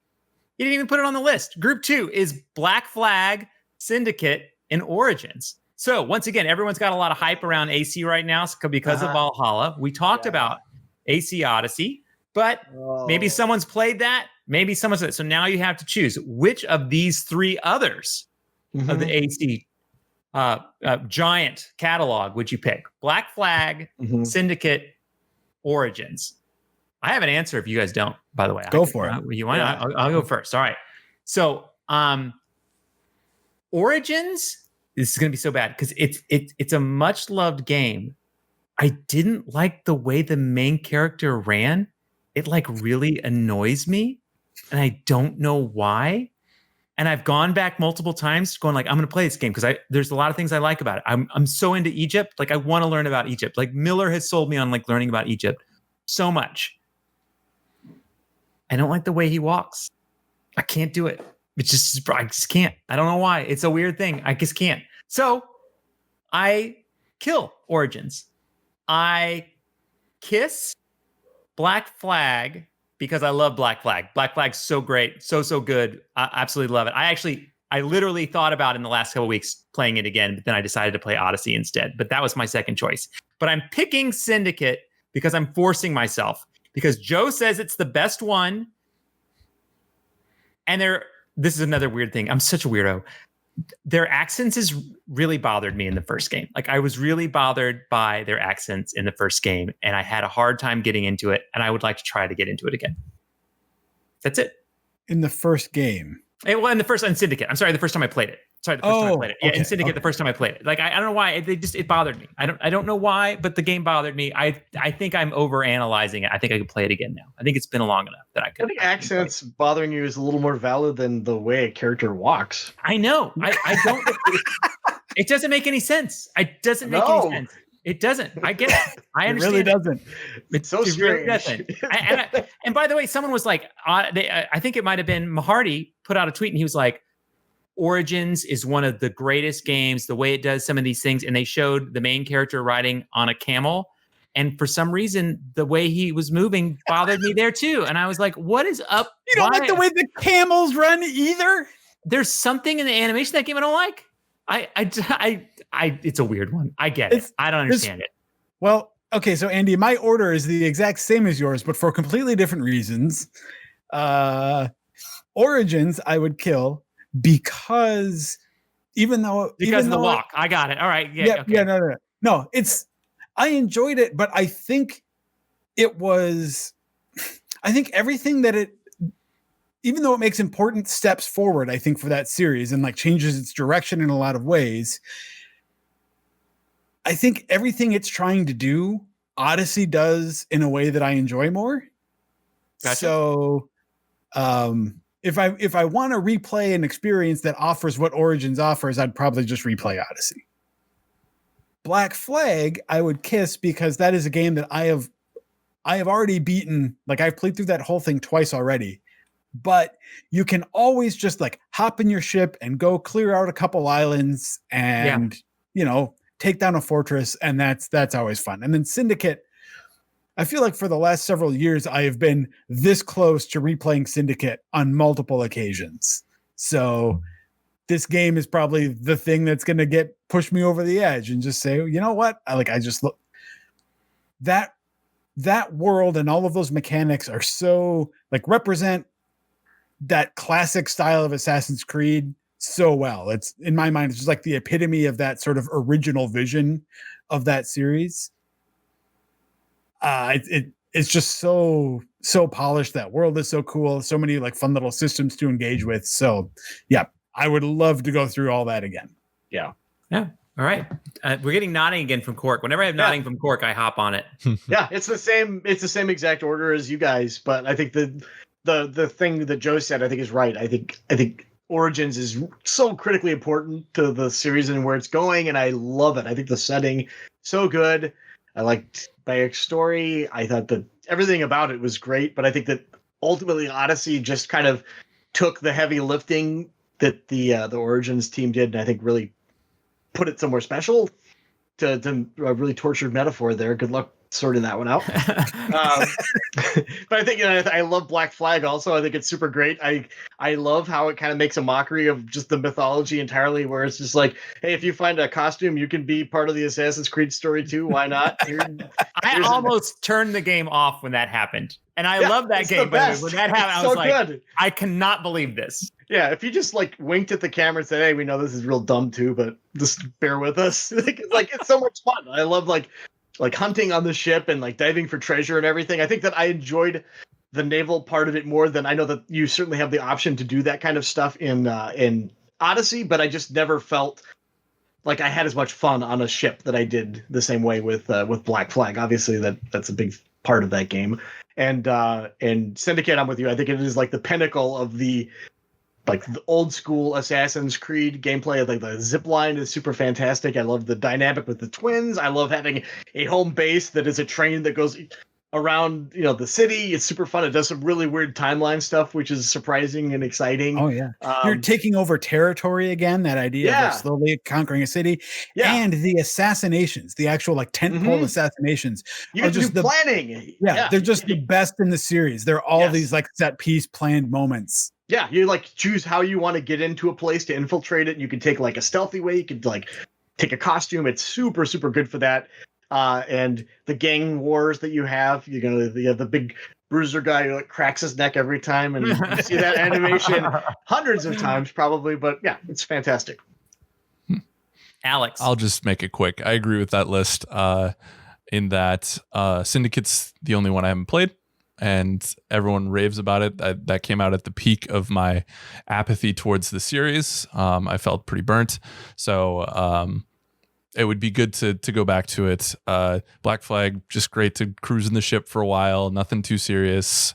And as you guys have so eloquently put it, Assassin's Creed's Origins is to AC1 as Odyssey is to 2. It's that Odyssey is that next step up and capitalizes on all the great ideas of Origins. So there you go. Origins is so good though. That just climbing up the pyramid and so many great moments in that. One of my favorite settings, definitely. Yeah, it's like top setting. That's why I'm so annoyed that I can't get into it, because I love everything about that world, everything about it. I'm so in, and then it's just that one thing. I have problems. It always seemed to me like Aya was doing cooler things than Bayek was. I kind of wish that I could have been Aya instead of Bayek. Yeah. Yeah, maybe that would have fixed it for me. There we go, remastered edition. So Andy doesn't have to do the running animation, can finish the game. Here we go. Perfect. Love it. They'll just make her just run. Yeah, ridiculous run. Yeah. I feel like his feet are very wide. He's very wide. Okay, Andy. All right. Okay. All right. I have some comments here. Connor from Missouri. Ducks are lake creatures, not farm creatures. Boom. You see landscape paintings of lakes with mallards in them all the time. Matt Oliveri offers a different point. All meat you buy from a grocery store comes from a farm ranch. You can buy duck at a grocery store. Thus, ducks are farm animals. Also from Matt, by the way, it was awesome hearing your love for Castlevania 2 Simon's Quest. It's not the best Castlevania by any measure, but it is by far my favorite. I'm usually alone in this sentiment. So I'd like to point out, I argued with Dan last week about this, Simon's Quest 2. I love it. I don't know why. I know it's not the best thing. It's a great game. Cork, this seems like a game you'd like. What do you think about Simon's Quest? Yeah, I loved the first Castlevania so much that I think that maybe my enthusiasm was somewhat muted by the weird turns it took a little bit, but yeah, it's still a great game. You don't seem as devout to the Simon's Quest. I'm not as devout. As myself. And I'm not an anti-Simon's Quest person, though. Yeah. Okay. All right. Well, Matt, I think you have great taste, Matt. Nice work. Thank you. And then next, are you changing the name of the Dan Tack Defense Force to the Dan Tack Quack Attack Pack? Rich from Barrington, New Jersey. I'd also like to say it's the Dan Duck Defense Force, not the Dan Tack Defense Force, but it's the Dan Duck Defense Force. Next up, this one came with the subject line, Sony ponies, right? Stop helping Sony. It's obviously clear your bias against Xbox. Stop this woke agenda of yours. Make America great again. Thank you so much. I really appreciate that. That is a show, people. Send in your questions, comments to podcast@gameinformer.com. We made a special edition podcast to celebrate the Xbox game reveals that happened. So check out that podcast. 500 episodes. This thing's got to be 4 hours long.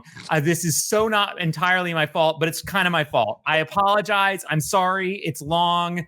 Thanks to all the guests. Thanks to all the Game Informer people, all the Game Informer team members, past, present, interns, everyone who's helped us along the way, anyone who has been a part of our Game Informer family. Thank you. Thank you. Thank you. This podcast, the magazine, the website, digital editions, stupid t-shirts, all these things don't happen without you, without your support, the team, without your passion. Thank you. Thank you. Thank you. Subscribe, hit the button, like it, bell it, get notices, subscribe on your favorite podcast app thing. Love you guys. Game Informer 500. Let's go. Let's go. Woo!